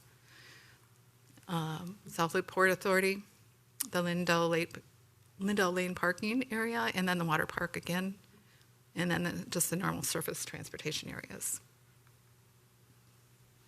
Just a list of projects in the park areas. And then normally when the council approves this in December, it kind of gives staff a green light to start moving ahead. They start engaging consultants, they start preparing studies. They may bring bid packages and design spec, but normally along these steps, they're keeping council informed either in our quarterly reports where they're at on these items, or as bid packages and those items come before council, they're coming before council because they're over 175,000. And that concludes just the overview of the planning tool, which is our comprehensive capital improvement plan. And we'll take questions, or if there's any items that you want us to look at or delve deeper in between now and December, please let us know. Councilmember Carter. Thank you, Mayor. So thank you for reminding us that this is a planning document, and many of the projects that are in there kind of 3, 4, 5, 10 years down the road are TBD still. This isn't a promise that they're getting done. So I do have a couple questions related to the ones slated for 2026 and 2027. There are a couple that I don't feel like we've talked about. So Civic Plaza Lunchroom, and then the 84th Street pedestrian bridge. And these may have come up like in a One Weekly or something and I missed it, but I would be interested in getting more information about those. I mean, I've recently been in the lunchroom and it looks perfectly fine. So just kind of better understanding of why we would need that kind of replacement. And then a question on the park slide. Are those all slated for, I saw the dash 26, but I just want to clarify, those aren't all slated for 26. No, all of those are new projects that were added. Just added. So they would happen at any point in the future, but not, and they're not being proposed for 26 or 27.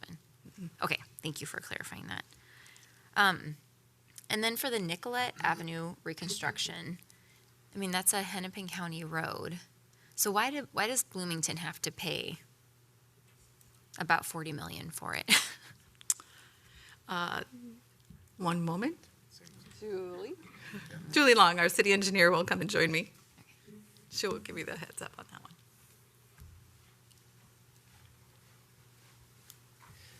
one. Mr. Mayor, Councilmember Carter, the city does not have to pay $40 million for the project, and your question is 1 week early because Hennepin County will be giving a presentation on the Nicollet Avenue project at next council meeting. But they do have a cost participation policy, and so we are required to cost participate with the project.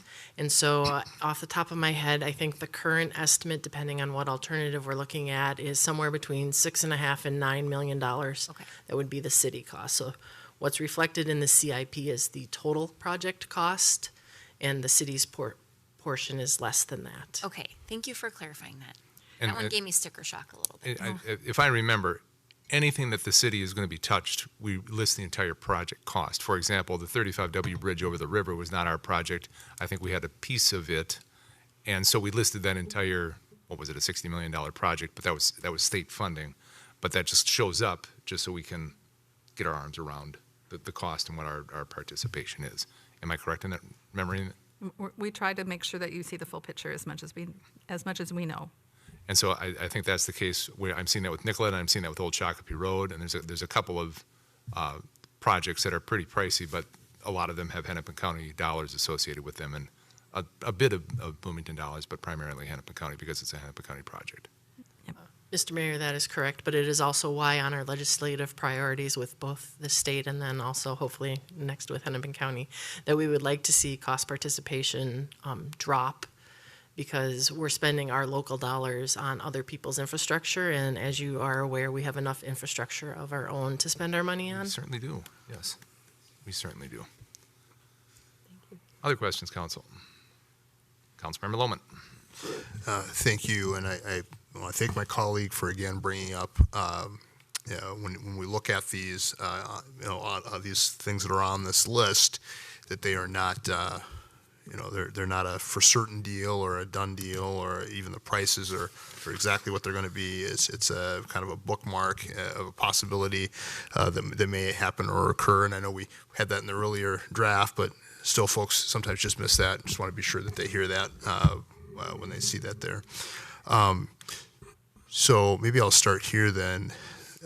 So when we look at the cost and the prices that are in here, I imagine that so for example, with the water park ramp that's out there, that's just an estimate. How do we get to that estimate? Just to help folks understand that and how we get to that, that type of number.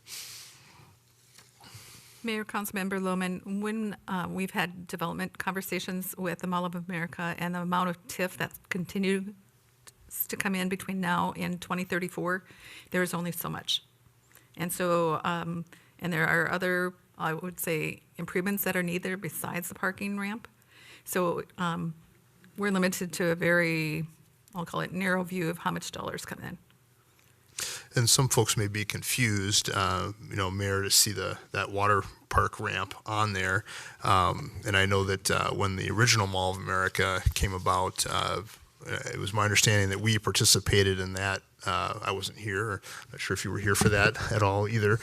But we participated in that in terms of that ramp and putting that together. That's part of the things that a city would do from an infrastructural standpoint. And though it's rather large, and correct me if I'm wrong, that's one thing where a city can participate in terms of helping with the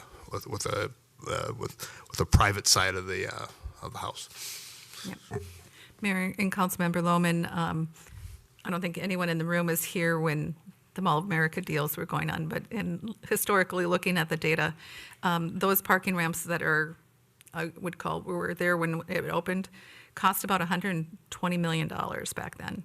And you can't build one side of that ramp now for $120 million because those are big ramps.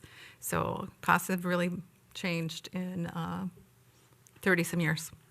Well, I appreciate that, because that's another discussion that I want to have later on, which is not germane to this. So then just a couple items that I had some questions on. You said that I could identify the Fire Station 2 rebuild. certainly supportive of that, but just wanted to just get a little more information about that in terms of what it costs and if that makes sense. Just a better understanding. I know you've sent stuff out about it, but it'd be nice to hear a little bit more about that. I don't necessarily need to hear it today. And then the 107th and Hopkins, that sanitary sewer also kind of piques my interest as well in terms of what we're spending on that, and if there's a larger work that needs to be done with that area down there. Okay, thank you. Council, anything else? Well, it's been said 5 times, but I'm going to say it a 6th, that this is a planning document, because I guarantee you somebody's going to watch this and say, they want to spend $1 bajillion. This is a planning document that leads to, first of all, it's necessary if we want to have any participation, any possibility of doing any of these, we need to have these on a list and part of our project if we want to go for state dollars, if we want to look for grants or anything along those lines.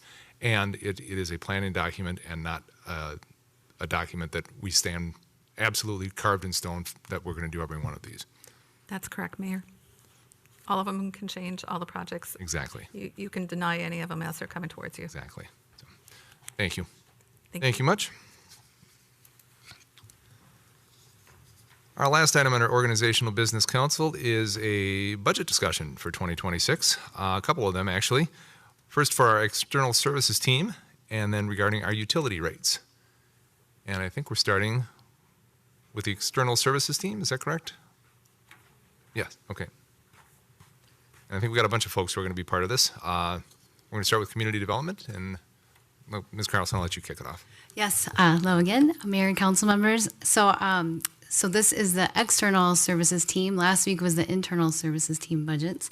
So the order that is coming is community development, and then parks and recreation, followed by public health, and then public works. And then at the end, we'll have the utility funds and the utility rates. So with that, I'll hand it over to Kim Bergen, our community development director. Thank you much. Good evening, Ms. Bergen. Welcome.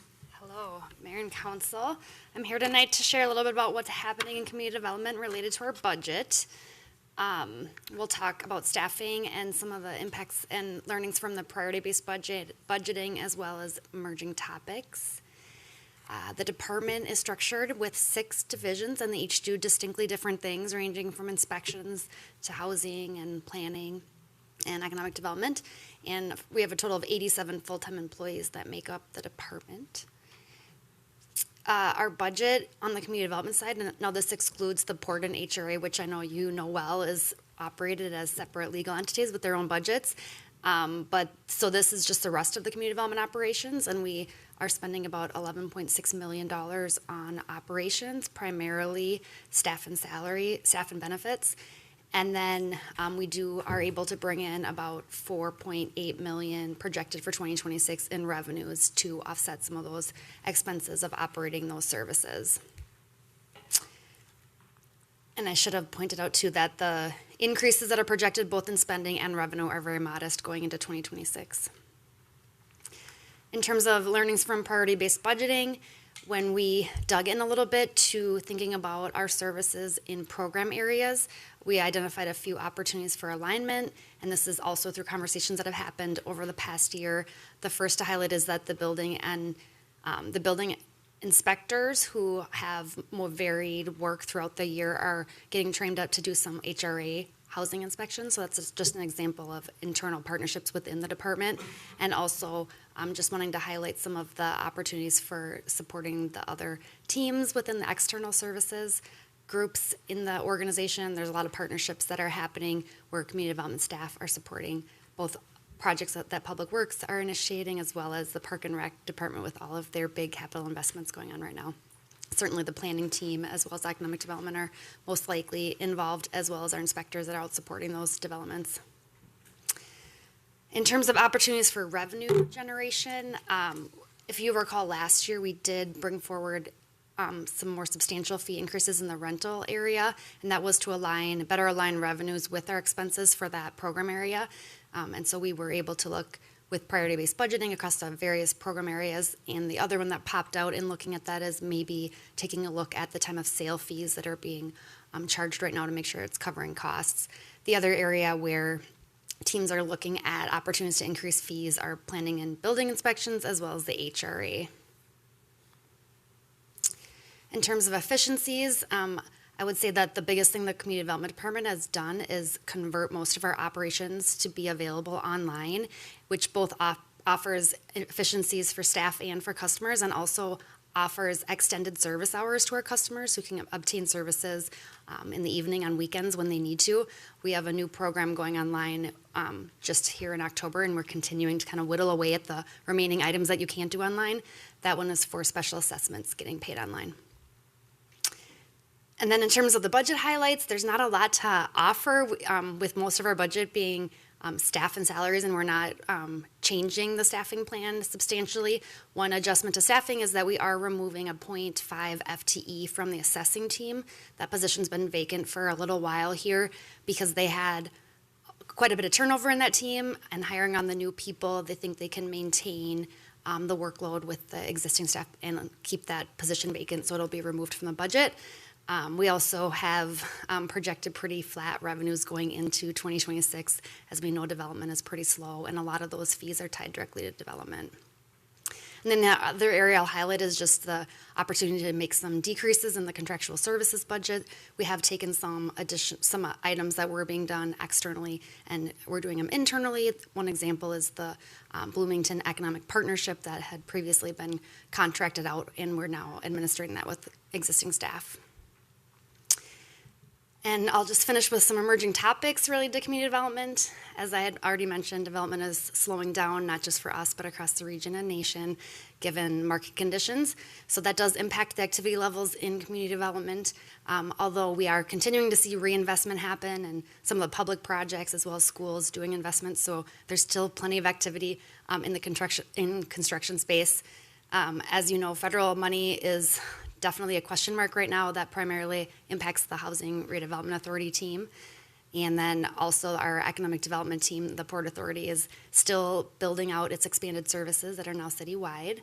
And then new work areas I'll highlight for 2026. You have seen the draft ideas related to the proposed parking ramp ordinance. So that will be a new small body of work for the building and inspections team that does bring in associated fee revenue. And then this HRA is expanding its services by recently being awarded a substantial grant from the state to run a state-funded rental voucher program. So there will be one new staff position that's associated with that, funded by the grant. And then finally, a kind of exciting thing, if you like planning and long-range thinking, is the launch of the 2050 comp plan, which we are going to be starting in 2026. It's a 3-year process, so we'll get to talk about it for a long time between 2026 and when it's due in 2028. And we are doing all of that work primarily in-house rather than using consultants to do it. So that's what I'll finish with. I'm happy to answer any questions you may have about community development. Thank you much. You mentioned when we were looking at the budget request, the general fund in general, seeing that the total revenues since 2024 have gone down a couple of $1 million. Can you tell us what that is the reason behind that? Most of the revenues in community development are tied to the building and inspections team. So if you look at these numbers, 2024 was a big year for development, and 2025, that's the budget, not the actuals. I think we came in higher, but we are projecting a pretty modest 2026 number. It's anybody's best guess. So we certainly, somebody else could take a different guess about what those revenues will be next year. So it's just development slowing down over the last couple of years. Mm-hmm.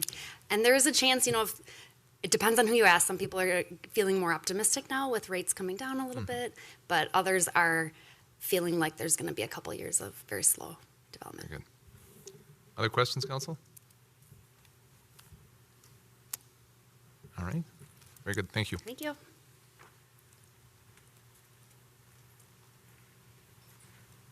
Next on my list is Park and Rec. Allison Warren is here to talk to us. Good evening, Mayor Good and evening. council members. I can't do it without my presentation. Oh. Well, I could try. It won't be as nearly as exciting.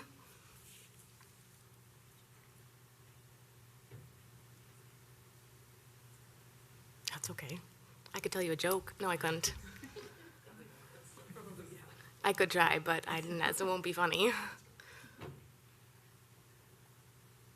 Okay, so my name is Allison Warren. I am the Analytics and Strategy Manager for the Parks and Recreation Department, and I am here today to present to you the 2026 budget for our department. As you previously saw with Kim, we'll look at a little bit of our structure, our request, priority-based budget analysis, and then some highlights and emerging topics from our department. So first of all, here is our staffing structure for the Parks and Recreation Department. We are led by our director, Ann Catchery, and separated into two primary areas overseen by our two deputy directors, primarily over park maintenance, natural resources, and our park projects, and then over our facilities and recreation area. We have a total of 61 full-time employees across all of our facilities, and we staff over 350 part-time seasonal employees as well. So as far as our general fund, you can see up here our 2026 budget request is focusing here to remain lean and focus on these efficiencies, as well as our operational budgets are continuing to utilize our park system master plan and our maintenance and operations plan and continuing to align with those. So the highlights here are that we see a decrease in revenue as we're no longer accepting reservations at Moyer Park due to the closure and a couple of other facility operational changes there. And then we see some expenditures increasing, mainly due to staffing and benefits, but also a larger increase due to adding tennis court resurfacing maintenance into our budget as we begin to analyze our different assets and what type of replacement structure and maintenance structure we need as we look through that maintenance and operations plan. You'll continue to see some more of these increases in our park maintenance department as we go through our different assets and our different pieces of equipment and pieces of infrastructure and what that takes for us to maintain and what type of level of service we want to provide in those different assets. Next, we'll look at golf here, which is all good news and surprisingly boring, which is good when we talk to budgets. We will see limited increases here in revenue, but we will not continue to need tax support for operating Dwan Golf Course. You previously saw a $300,000 expenditure in here, which you can see the decrease in 2025 that was initially budgeted for the study of the replacement of Dwan, previously scheduled to be funded by charter bonds in 2026. Since we've moved that to 2028, we are decreasing those expenditures here, but you will likely be seeing that again in the 2027 budget as we plan for the replacement in 2028. And that replacement would need those tax funds to repay those charter bonds. And just to be clear, I think you said the replacement of Dwan. You meant the replacement of the Dwan Clubhouse, right? I did. Okay, just don't want anybody to panic who's listening to this. So no panicking yet. Thank you. All right, next we'll move on to the Bloomington Ice Garden. And first, these numbers look a little crazier than Dwan's, but we do want you to try and focus on the 24 actual compared to the 26 budget. As you're aware, we are closed for a large portion of 2025, and those impacted both revenues and expenditures here. If we do compare from 24 to 25, we're seeing a decrease in expenditures due to the improved infrastructure out there and some of our sustainability measures. And then you'll also see an increase likely in our income due to the increase in fees and our higher quality operation that we have near here at BIG. I also do want to note that in the long-term model, as we continue to see these increases in revenues, we are anticipating to be able to pull the operational tax subsidy from this budget as soon as 2028. And then the remaining tax subsidy that currently covers the debt service from our past remodel would be pulling off in 2030. Moving on to the Center for the Arts, another budget where we see little to no change. This is particularly because we are in the middle of our operational study for the Center for the Arts. And so as we look at how we operate, that will also include how we budget and how we recoup our expenditures here at this facility. So we will continue to engage the council through this study, and you'll get more information from us as to how this could be restructured before the 2027 budget process. There's more. We're going to look at the Aquatics Fund now, and so this is essentially encompassing our Bloomington Family Aquatic Center. Again, you'll see little to no change as we look to continue to keep our fees flat or little increases just for some of our specific passes, and then our expenditures also remain flat except for our salaries and benefits as we continue to hire our part-time seasonal staff and want to continue to maintain that. We are also, just worth noting, working through an insurance claim for the leak that we experienced this past summer, and so we are still working to finalize those numbers, but hope to recoup some of those losses to continue to improve the bottom line of this capital fund. We are still holding on all of our capital expenditures at the pool per direction from City Council last year, and we are anticipating a remodel in 2030 with charter bonds that would also continue to need tax payment for that refund. And my last budget for you is our special projects revenue, budget, which historically has served itself as for our lottery and lieu funding, which is now as a pass-through to Three Rivers Park District, as well as our grant funding for Hennepin County. So this is a pass-through for both of those items, and now mainly houses our forestry expenditures here. And we will be looking for some sort of expenditure influx here as we get to the peak of the removals of emerald ash borer and the need to complete those removals to continue to do that. And the actual usage of this really fluctuates, so you can see in those expenditures there how things change depending on how our residents use that service, and then those revenues come in through those tax assessments. All right, priority-based budgeting. So when we talk about for opportunities for alignment, we have 3 top categories here. We want to continue to centralize services to improve efficiency, and some things that we've already done or are working to do is to consolidate our concessions operations management over all of our facilities. We want to continue to share staffing or work to share staffing through the Bloomington Family Aquatic Center and our Community Health and Wellness, who both will have aquatic facilities, and continue to increase the utilization of our management software and other purchasing agreements and other centralized services. We want to align our programs for sustainability, and some things that we're doing are working towards that cost recovery model with the tiered pricing and different business plans, and implementing the service levels for this, so those different park maintenance assets that we previously mentioned. And then finally, as Kim mentioned, we do want to also continue to work with our external services team and find more opportunities for partnership there.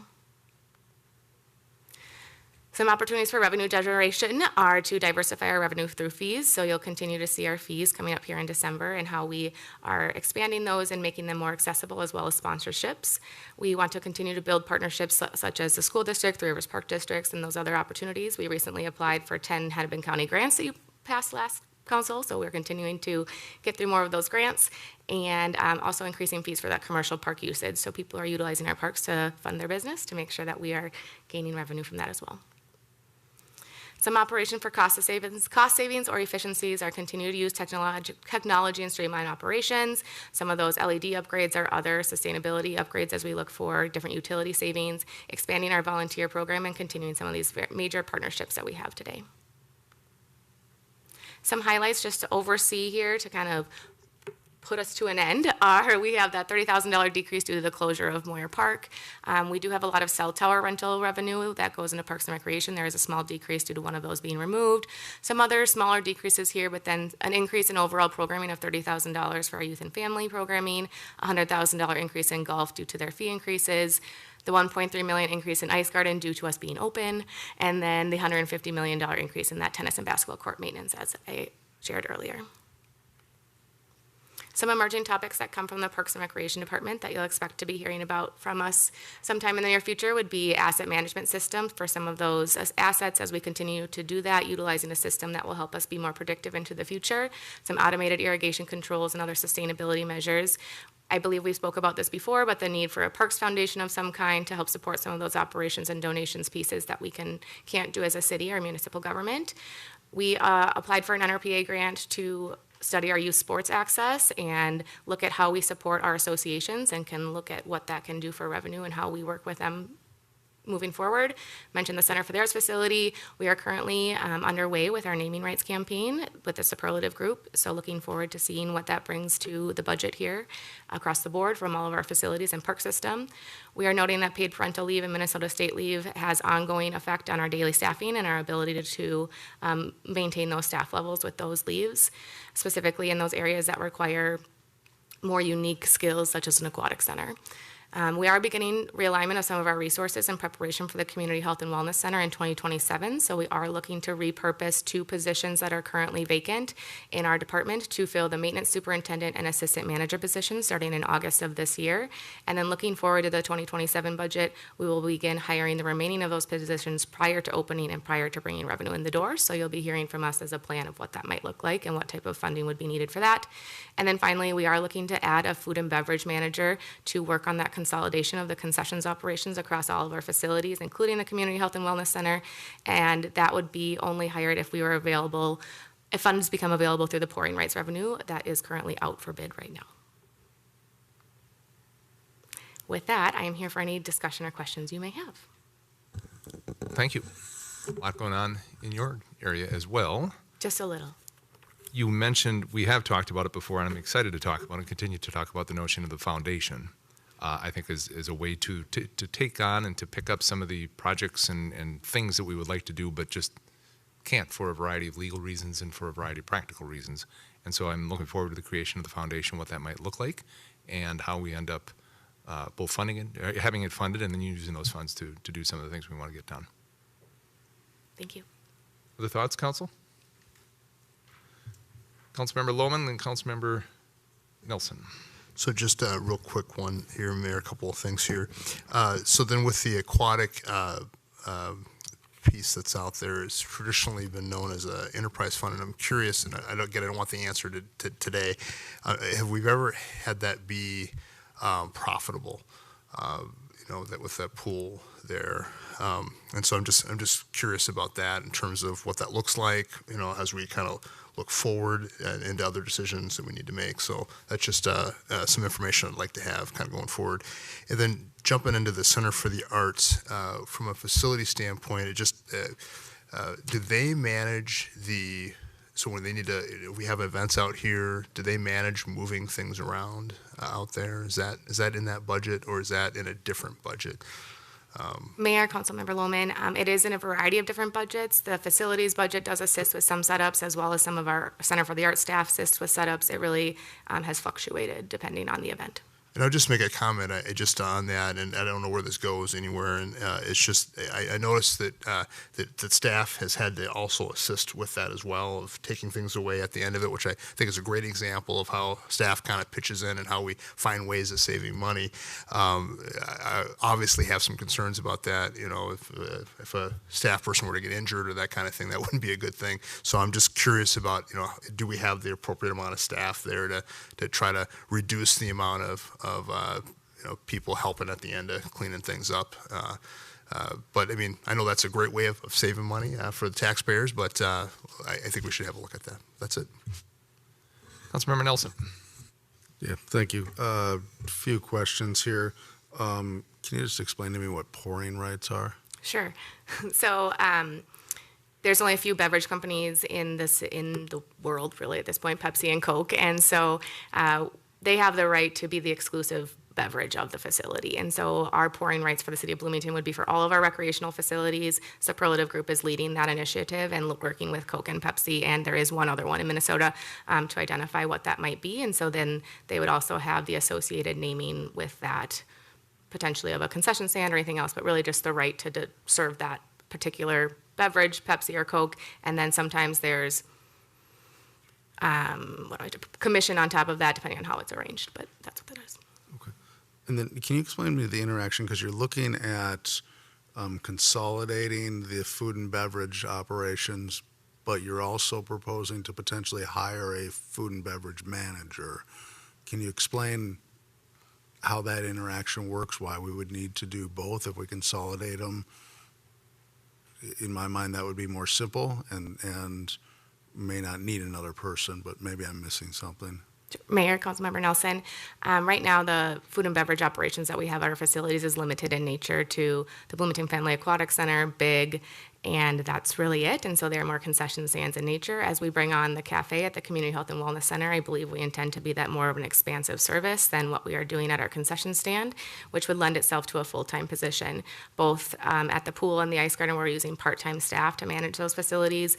And if we're able to share ordering and share services across the board with one person managing all of those, we feel we might be able to do better with our ordering, our management, and our processes and menus and pricing to be more consistent across the board.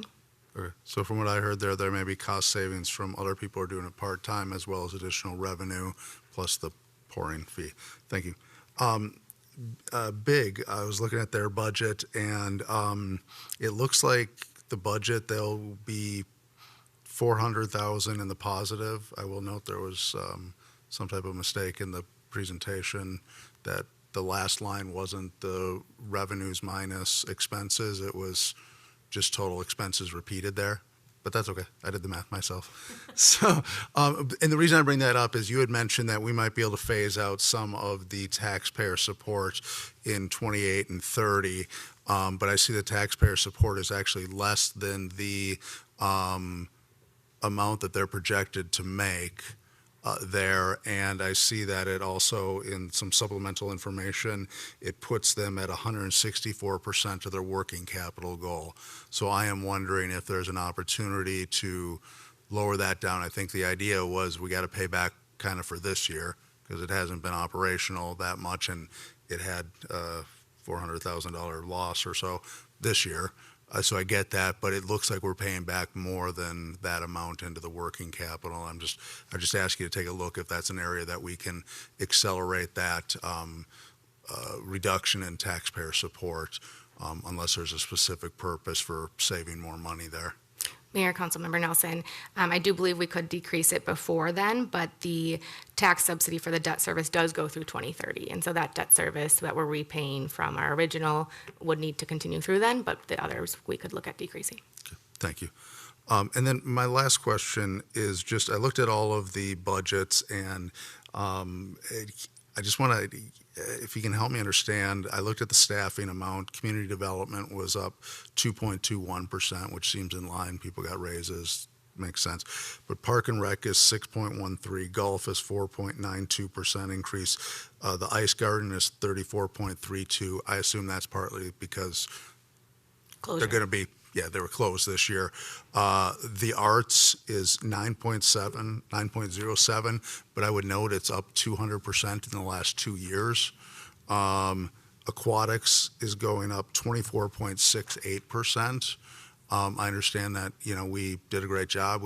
Our health insurance increase is $0 this year, so I'm struggling to understand why staff salaries are going up so much in all of these different programs, when from what I saw, we weren't hiring new people. There was maybe even a reduction in some areas. Can you help me understand what's driving those costs? Mayor, Councilmember Nelson, I think for some of them I can help you, but others I may look to Kari for more information. The Bloomington Ice Garden, the 34% is of course due to the closure. The Ice Garden, the Center for the Arts over the past 2 years, we did add 2 full-time employees this year, so that would be the increase there. And as far as our aquatics budget, the person who previously oversaw aquatics also oversaw our beach, which is now no longer under our operations, so that budget, his salary has now moved to the aquatics fund, and the rest I would leave to Kari. Hello, Mayor and council members. So in all of the budgets, we have like a forecasted cost of living adjustment, also step increases that are in there as well. So I think in the community development budget, there's cost of living increases and step increases, and it's based in April. We do a pull down from live payroll and project that out. And so there's maybe comparing those two, there's positions there that they've had a lot of people, new people that have come in. So we've had some people that are maybe at the top of their career, top of the steps and their grades, and then people coming in that are lower. So that is probably bringing that down somewhat. But and we can get more details on some of the other things too. But some of it also is not full-time salaries.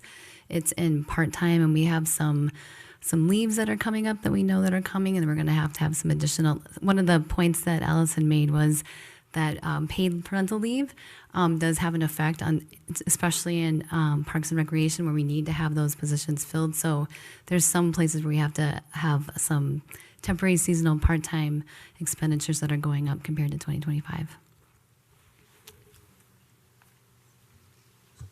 Councilmember Carter. Thank you, Mayor. I'll be quick.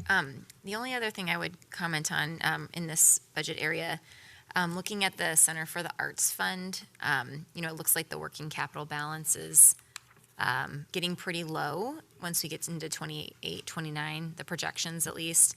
And so looking at that, but then in addition to the increase in the property tax in that fund, it concerns me, but I also know we have this study being done related to the Center for the Arts. I guess I will just say the Center for the Arts piece, I think makes me the most uneasy. Just with the amount of resources that we're putting in, which it might just be what it is. But I really look forward to kind of developing that strategic plan so that we're all on the same page around, what's the future of the Center for the Arts? What's the city's role? How do we work in partnership? Because it just doesn't, it's pretty resource intensive. So thank you. Mayor, Councilmember Carter, I think we are very excited with you. Thank you very much. We're going to move on. Council and staff, we still have public health, public works, and then our utilities discussion, and we're down to 25 minutes. I have confidence in us that we can sharpen up and focus in, and we can not be here until Tuesday. Dr. Kelly, good evening. Welcome. Good evening, Mayor, council members. I will work to briefly highlight our public health budget.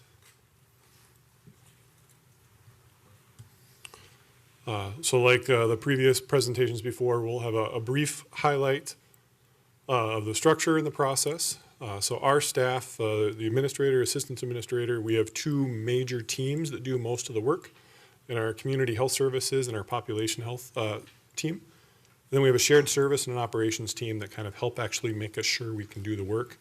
It's 56 staff. It's a 46 FTE equivalent based on our FTEs. From a budget standpoint, you can see we bring in almost $6.5 million in revenue. Most of that is coming in with grants and contracts. So 72% of our budget is grants and contracts for doing public health service. 2.5 million, or about 28%, is tax support. Priorities, budgeting analysis, key takeaways where we were in very strong alignment with BTT and mandates. Very, very good focus on that end, which was nice for us to see, and highlight additional partnership opportunities with our partners in external services and across the city. Most of the opportunities that were identified in the priority-based budgeting assessment we're already doing or working on. And so we were happy to see that we were doing some of the things that were suggested to be already done. We're looking at continued challenges with federal and state funding and trying to prepare for uncertainties and take advantage of opportunities for new funding as they become available. We currently have a shared service model. Edina-Richfield have been contracting with us. That model is working very well. We'll continue to tweak it as appropriate. We're also doing data modernization internally to be more efficient with our data and continuing to look for those partnership opportunities with grants and contracts. Like I said, we have strong alignment with the Bloomington Tomorrow Together and mandated services. Foundational public health is often, you can equate it to the things that only government public health does, and we are doing that well. We are in a rapidly changing public health system. We are seeing changes sometimes multiple times a day. Uncertainty around federal partnerships and impacts on state budget is something we're tracking. And then, as you have heard, mental health, well-being, and substance is the health priority for our community through 29. We'll continue to be working on that. It's a growing challenge with access to care and stress, intersecting that with some violence we see, especially around firearms. And then we work really closely with our partners in Hennepin County and Minneapolis. Access to basic needs is the other top priority in Hennepin County. So ours is mental health and substance, but we are seeing growing challenges with access to basic needs. And with that, if there's any questions. Thank you, Dr. Kelly. I think your last slide there, the emerging topics, I think is a discussion for another day, and I think we should do that sooner rather than later to have a full analysis and discussion about all of those topics that you mentioned. So just to put that on everybody's radar, I think we should do that. Councilmember Carter. Thank you, Mayor. I just have a comment. I just want to thank you and the whole public health team. I know it's been pretty rough out there with the federal cuts and everything going on at the CDC. And so, I just appreciate people, sticking with it and continuing to do the good work at the local level and kind of being that front line of resources and support for people in our community who have some of the greatest needs, whether they're seniors or, moms with new babies. and everybody in between, right? Our public health staff are truly integrated into our community and doing wonderful work. And so just want to say thank you. Mayor, Councilmember Carter, I appreciate that and appreciate the really strong support council continues to provide to do this work. Councilmember Nelson. Yeah, thanks. Very quick question, and this probably is related to the budget. Yeah, it's totally related to the budget. I had read that WIC funding may dry up in the middle of October, but then I had read, I believe in the Wall Street Journal just today, that they may have found a funding source.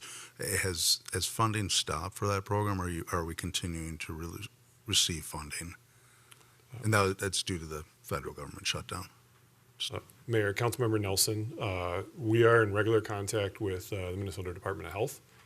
We are getting regular updates. They have funding to continue operating the food side of the benefits through, the last projection we had was maybe squeezing into early November. And so we are continuing to get updates on what that looks like and how that changes based on our federal partners. Okay. Well, please keep us informed. Thank you. Well, thank you, Dr. Kelly. I'll echo Councilmember Carter's thanks and appreciation for the work and that you do and that your staff does and on these very important topics. So thank you. Thanks much.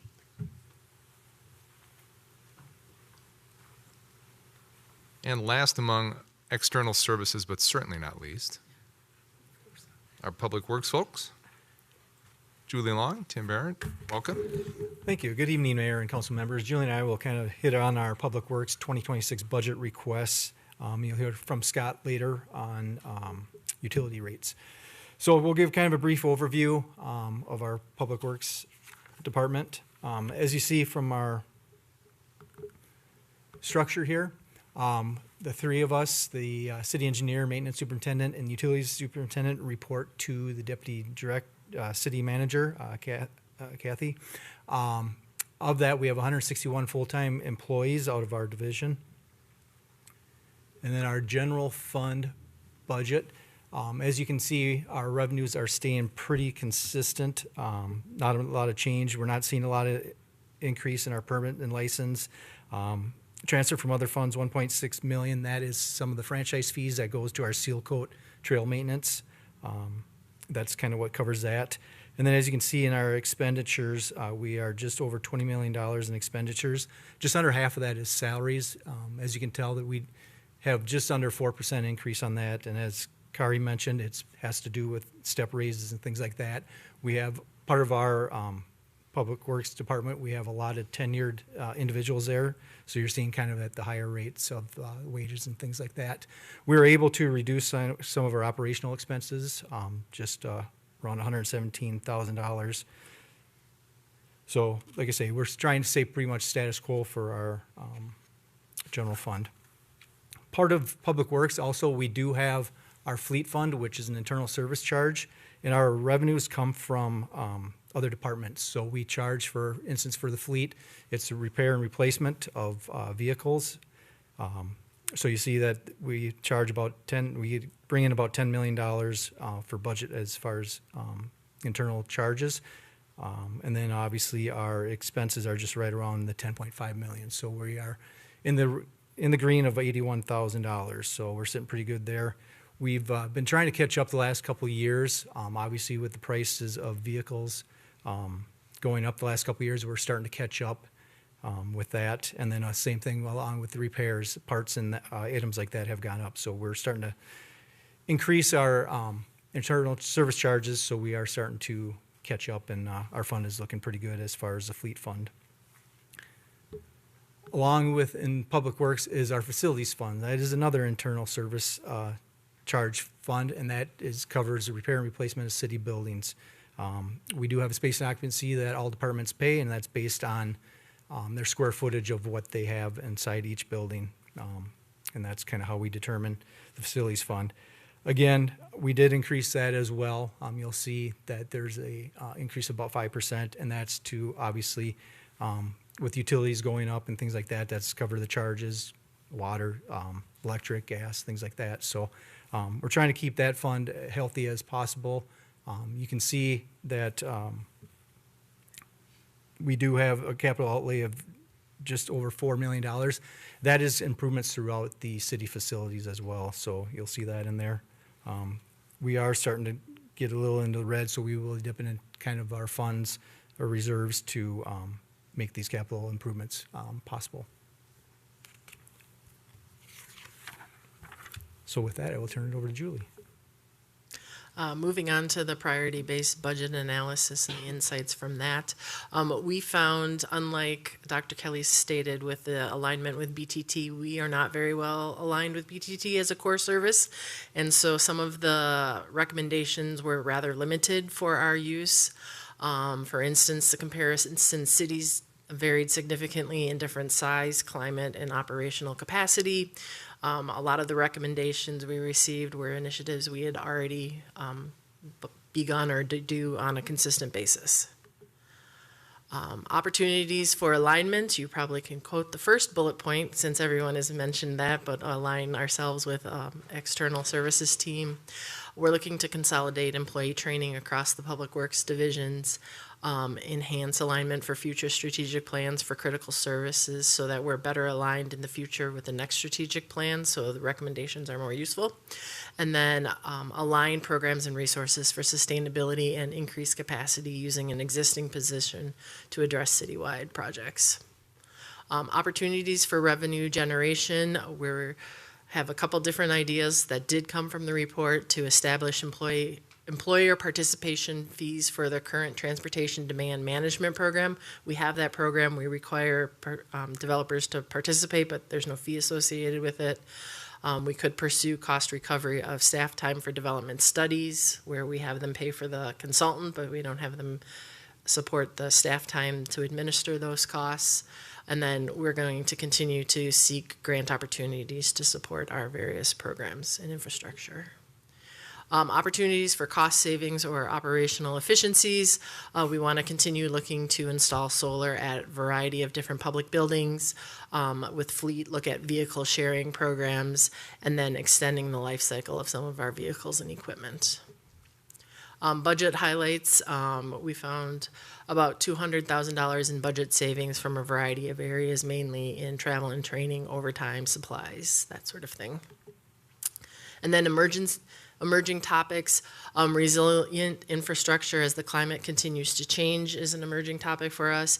E-bikes and e-scooters, along with green materials and circular economy, maybe do more asphalt that's not at the high temperature, at the medium temperature, and then the safe systems approach for traffic.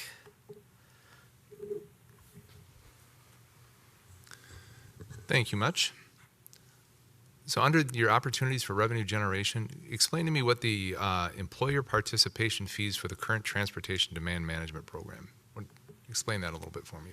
We have a transportation demand requirement for various size of development. So if a large employer comes into the community where they encourage carpooling, transit passes, that sort of thing, and they're required to submit reports to us.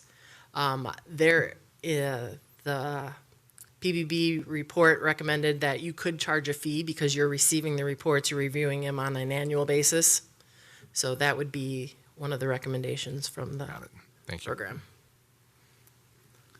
Councilmember Lohman.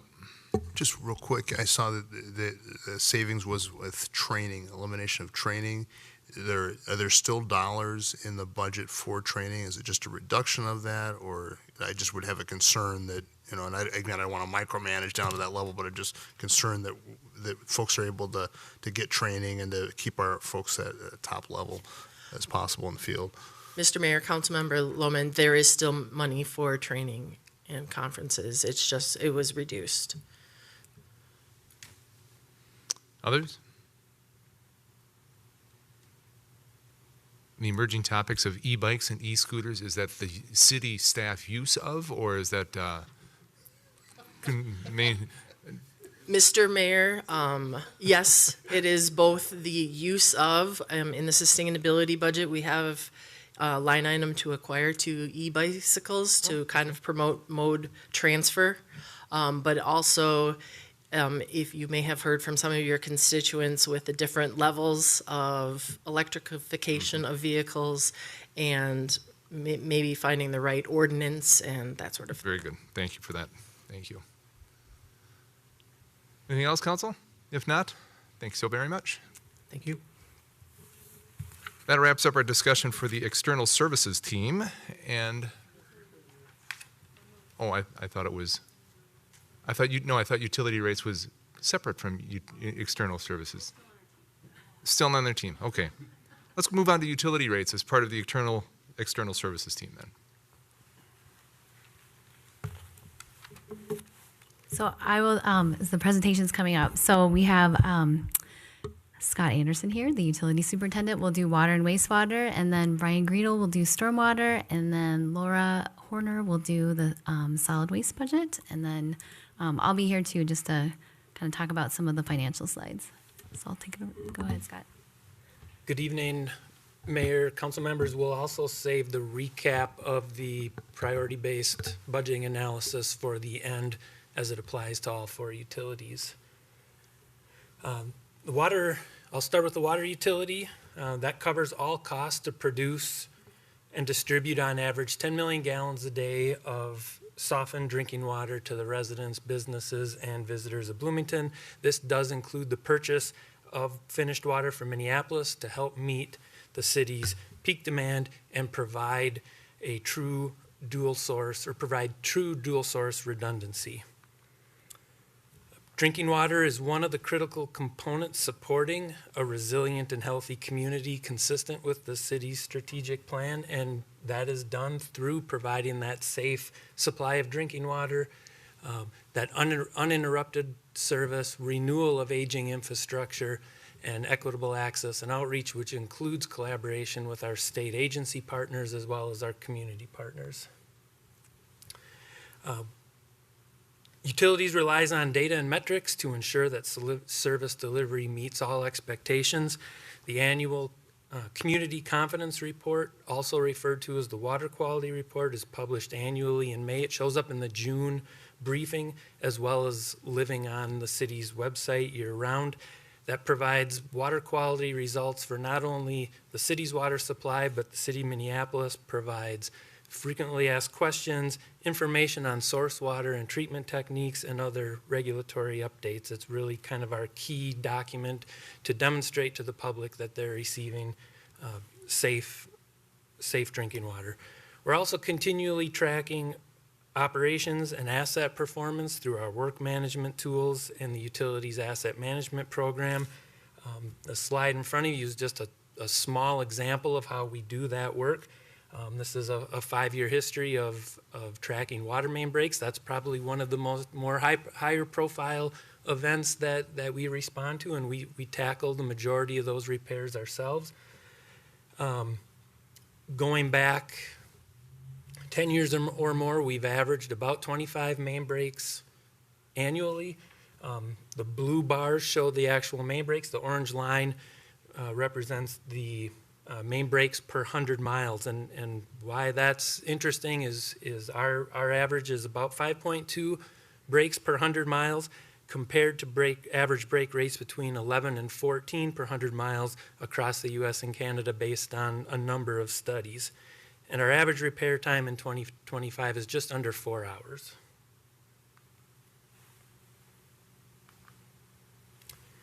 So our 2025 rate comparison and 2024 budget allocations, use the 2024 budget as that one is the one that's finished, and I can use actual year-end numbers. The rate comparison, however, is for 2025 rates, and you can see we still compare quite favorably to our peer communities, to our competition when it comes to providing softened water. As many of you have seen before, city manager is not. The blue bars represent communities that provide softened water from the plant. The red bars are communities that do not soften water, and that kind of empty bar on top represents that cost to home soften. So what we're demonstrating here is trying to level the playing field, so we're comparing the same product.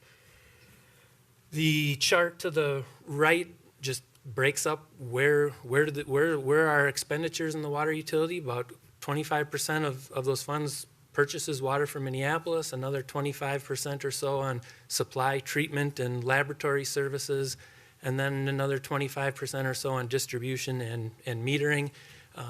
The asset renewal component, that really varies year to year, and Kari might talk a little bit about how we utilize that capital balance to offset the capital projects. One year we might have $3 million in capital, the next year it might be 15, and so that balance helps absorb those differences while keeping rates as consistent as possible. So I'll talk a little bit about this slide, and so what you'll see on the subsequent slide as well, we are proposing not to increase the water rates for 2026, and the $5,000 increase in that program incoming just happens to be a small bump in lab fees, and then for the other revenues, some of the cell tower revenue is going down a bit, but for the most part, revenues will be flat. And then for the capital projects, you can see in 2025, we had 4.8 million almost budgeted for 25. That's going to be a lot less than projected. And Shane kind of brought this up, that does happen a lot where we've had kind of consistently higher budgets than actual for capital, and so that is getting deferred to the 2026 budget. But we do feel there is a healthy reserve in the long-term model that we can sustain, leaving rates flat for 26. So if you go to the next slide, this is just both for Tier 1 and Tier 2. This is the current water rates, and we're proposing that we keep them the same. If there are any questions on water, otherwise I'll move right on to wastewater. Questions on water? On to wastewater. Okay. Wastewater utility covers costs for collection, conveyance of wastewater collected in the city, as well as Metropolitan Council Environmental Services wastewater treatment charges, asset renewal, and capacity improvements. The capacity improvements have been brought to council last year and into the beginning of this year as part of the sewer availability charge discussion. The map in front of you highlights a number of those, or highlights all of those capacity improvements that are currently driven by essentially what's in the 2040 comp plan. So this will be updated as part of that 2050 comp plan process that community development referred to. These capacity improvements are driven by redevelopment, changing land use, densification, leading to increased flow that exceed original design capacity of the system. These projects are intended to be funded through the recently approved SAC fee minus an asset renewal component. So whenever that's replacing existing infrastructure that has a portion of its life expended, that's subtracted out, and that comes from the ratepayer, from the utility, as they would be replacing that asset when it reaches its end of life anyways. And this figure represents approximately $60 million, with one project currently underway and another one planned to begin next year, and Lori mentioned those. So all of that, okay, gotcha. Rate comparison again. Happy to be able to show this slide as to how well we compare against our peer communities in providing those services. Note on the budget allocations, almost 70% of this budget is attributed to MCS charges, which are going up 5.8% for 2026. And so the budget reflects that. The remaining 20% is basically operations to maintain. We televise the sewer system on a regular basis, replace aging infrastructure. We are constantly cleaning and jetting that system to minimize backups as much as possible. And then there's a smaller, that purple section on that chart is the capital or the asset renewal component for 2024. And again, that percentage will vary from year to year. So in the wastewater utility, you'll see for the program income, it has 3.79%. That is a combination of a 6% rate increase, and then also what we had projected for the city SAC fee decreasing. So we had originally projected $600,000 a year, knowing that could vary quite a bit from year to year. But just what we've seen come in so far, it hasn't been that high, so we did bring that down.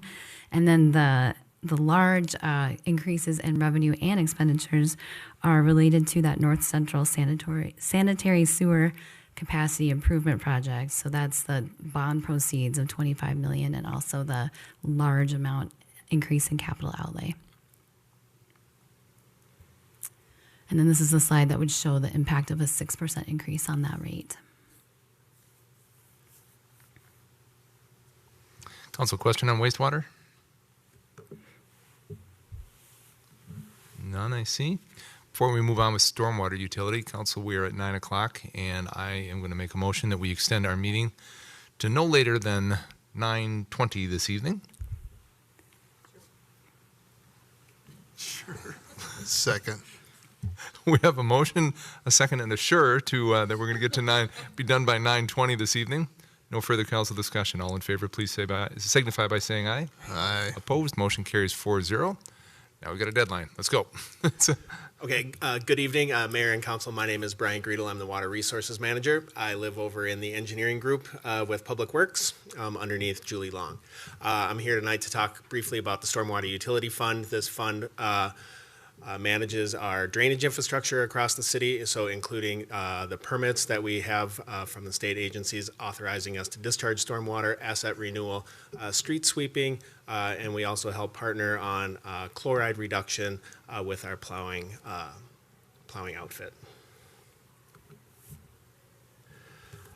So the stormwater utility was implemented in the early 90s as a result, direct result of the 1987 superstorm event. Which is the kind of the flood of record that is often referred to around here. But some of the interesting things we've been working on include adaptive level control.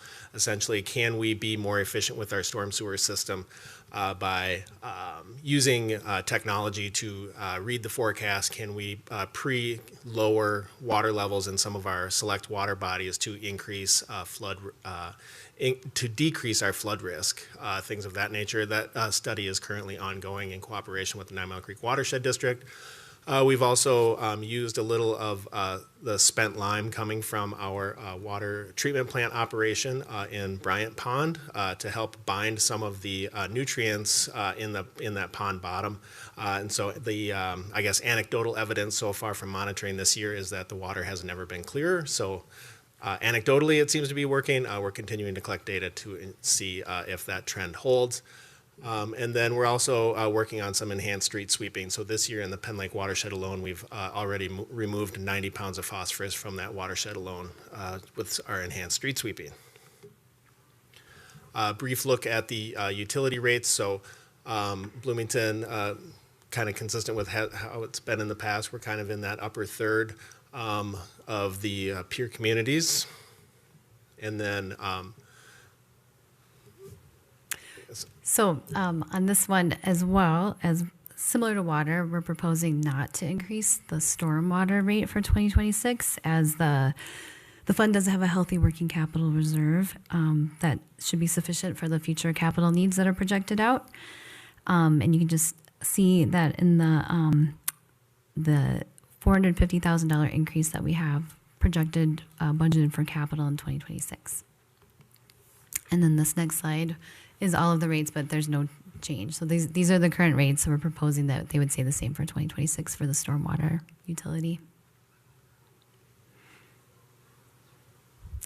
And I think that's it for stormwater. Questions on stormwater? On to solid waste. Brian. There's a lot more exciting things coming for solid waste with Laura Horner. Hi, good evening, Mayor, council members. My name is Laura Horner. I'm the Solid Waste Program Coordinator for the city. Thanks for the opportunity to present the 2026 solid waste budget.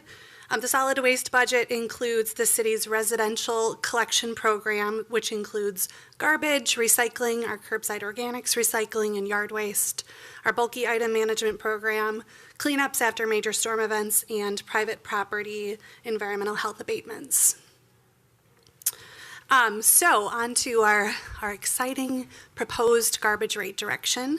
Back in August, as you may recall, Council provided direction for our solid waste rate structure to strengthen the financial incentive between our garbage rate cart sizes and to introduce a new every other week garbage service option for small garbage carts. The goals of this direction were threefold. First, to make the system fairer for households across the city, so people who generate less waste pay less. Second, to further encourage recycling, organics recycling participation, and waste prevention. And third, to help ensure the long-term sustainability of the city's solid waste services. This approach was built based on our 2024 solid waste pay-as-you-throw rate study, which was a comprehensive look at the cost for service, our current service levels and the utilization, and significant community input.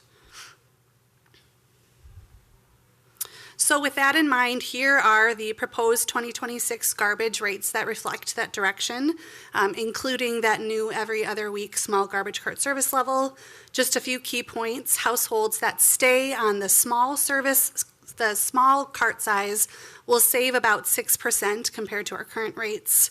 If you choose the every other week small cart, you will get a big cost savings. It's about 30% less than the small cart from 2025.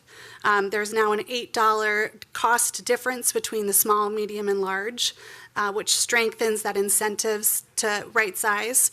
And this was based on the recommendations from the solid waste rate study report. If a household keeps their large cart, they will pay roughly 38% more than they did this year. So that is where there is a larger increase to kind of equalize the cost for the services.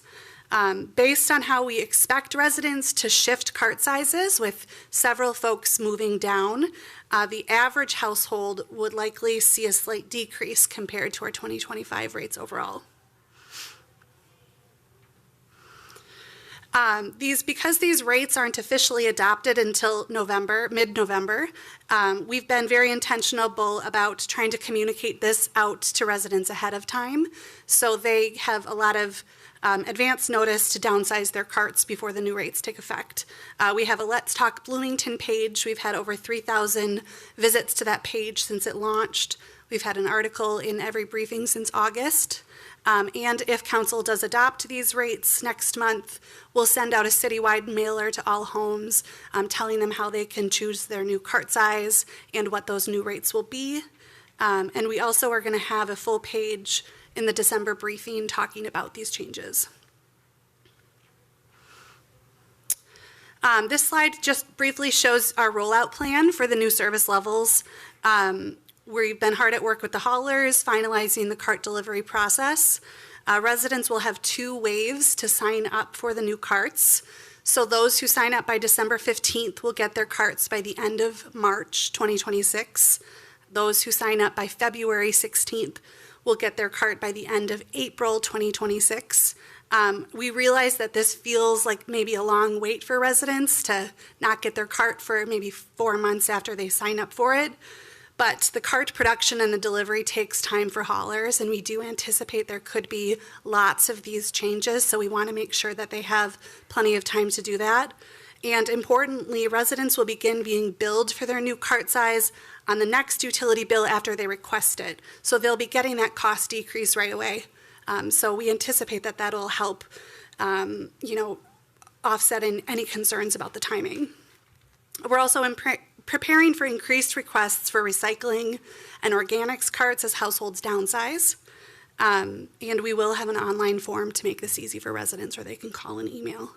And then that every other week service launch will begin in January 2026. So that kind of wraps up the proposed garbage rates. This slide just shows you the the rest of our services, we are increasing the recycling, organics, and bulky item management by the 3.5% increase in our contract with the haulers. So that's really just a pass through to the haulers for what we're charged. And just a quick note about organics recycling. This service began in 2022, so it's still kind of a fairly newer service. It is paid by all households that have city garbage and recycling, and we are now at 32% participation. So it's been a slow but steady increase, which we're pleased to see, and we expect that to continue, especially with this new rate incentive model. So just a couple of future program considerations. As you know, in our new contract with the haulers, which will begin July 2026, the city will be paying for disposal directly for garbage and organics. So this is going to help us increase transparency of our costs and have more cost control to bring that down.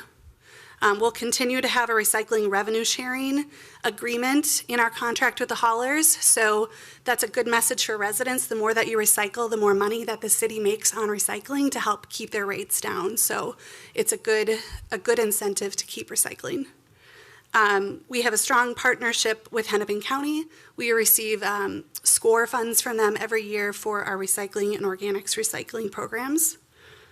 And we will have a solid waste chapter in the upcoming climate action plan.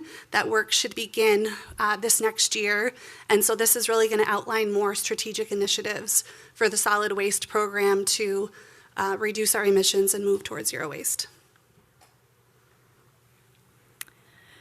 Thank you, Laura. So what we're forecasting, and we'll monitor this because we're not completely sure what residents will do with these changes, but what we're forecasting is a 5% increase in revenues overall based on the new pricing structure.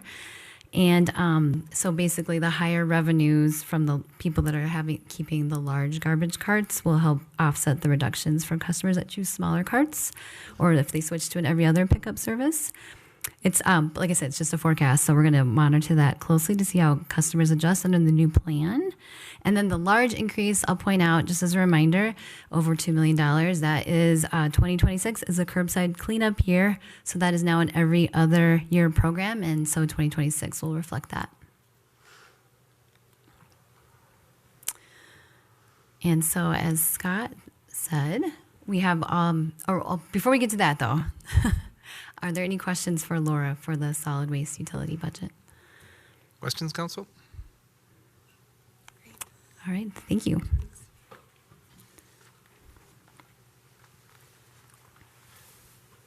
So pretty quickly, we'll run over the results of the priority-based budgeting for the utilities. You'll see some similar themes throughout these opportunities. One, increased percentage of customers receiving utility billing, so essentially trying to minimize paper bills and the costs associated with those. Centralized utility administration costs across water, wastewater, and solid waste. This has occurred this past year in Public Works utilities, able to provide additional services to solid waste utilizing existing staff. Coordinate sustainable grounds management efforts to meet site needs and efficiency. So working with Park and Rec and others to look at how we maintain certain grounds. So think of 82nd Street Reservoir or some of our lift station sites and how turf is managed and different things in those arenas. And then continuing to utilize our digital asset management program to integrate utility improvements, particularly in conjunction with pavement management projects. So it's one construction activity occurring in one season, and we're, in addition to the surfacing that's going on, we're getting utility renewal at the same time. Opportunities for revenue generation. Again, I think there was some discussion a meeting or two ago about capturing credit card fees for utility billing payments. I think currently, the water utility alone has about $60,000 a year in credit card fees. There's a decision to be made on what to do with that, if anything. Again, paperless billing for utility bills, solar installations, have been talked about, and there are opportunities at the potential of the water treatment plant and 82nd Street. Explore composting and recycling transfer facility ownership or partnership in town or nearby, as well as the reuse of materials such as street sweepings to help make compost material, and expansion of bulky item nonprofit partnerships to potentially include revenue sharing and a local reuse facility, and then continue pursuit of state, federal, and county grants. Solid waste utilizes county grant funding every year. The water utility has been successful at obtaining federal grants. We're still working through that process, so hopefully those come through and we are able to utilize that. Opportunities for cost savings or operational efficiencies, continued implementation of our automated metering infrastructure, so that's moving away from the manual reads, would generate costs, labor savings costs, but also provide for that almost instantaneous leak detection, able to dispatch crews to address that, give homeowners the opportunity to understand their usage a little more critically in real time. Further enhancement of employee training collaboration, so safety training, for example, within Public Works, Utilities, Engineering, Maintenance. We collaborate those opportunities into one sitting as frequently as possible. Got a project next year, capital project in water to work on rehabbing and resizing the high service pumping stations at both 82nd and Poplar Bridge, and right size those facilities for enhanced energy conservation, and then expand our current workflow automation and paperless processes. I did not include a slide on emerging issues, but I'll name a few. Obviously, aging infrastructure is a big one. Constantly changing regulatory issues and uncertainty right now, contaminants of emerging concern, both in surface water as well as drinking water. You can think of PFAS among others. Potential uncertainty with where our garbage and solid waste ends up, as well as climate change. And so those are just a few of the issues that these utilities are focused on. And just to wrap it up, here's everything that was just presented for the utility proposed rates. So really just an increase in the wastewater for 26, and then averaging everything together with a new plan for solid waste, it's actually a 1% decrease. And as far as the official utility rates, so tonight's we're presenting these to you for the first time. The rates will need to be published in the November 6th Sun Current and on the city's website. And then the official utility rates public hearing will be November 17th. And that's it. Very good. Thank you much. Council questions or discussion on this? Good job on I'm holding the line on the utility rates and bringing them down in some cases, especially for water. I think it's an important conversation we've been having. So thank you for doing that. Well done.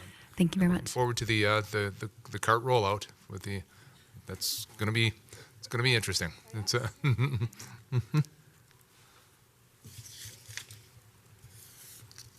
Council, moving on, our council policy and issue update.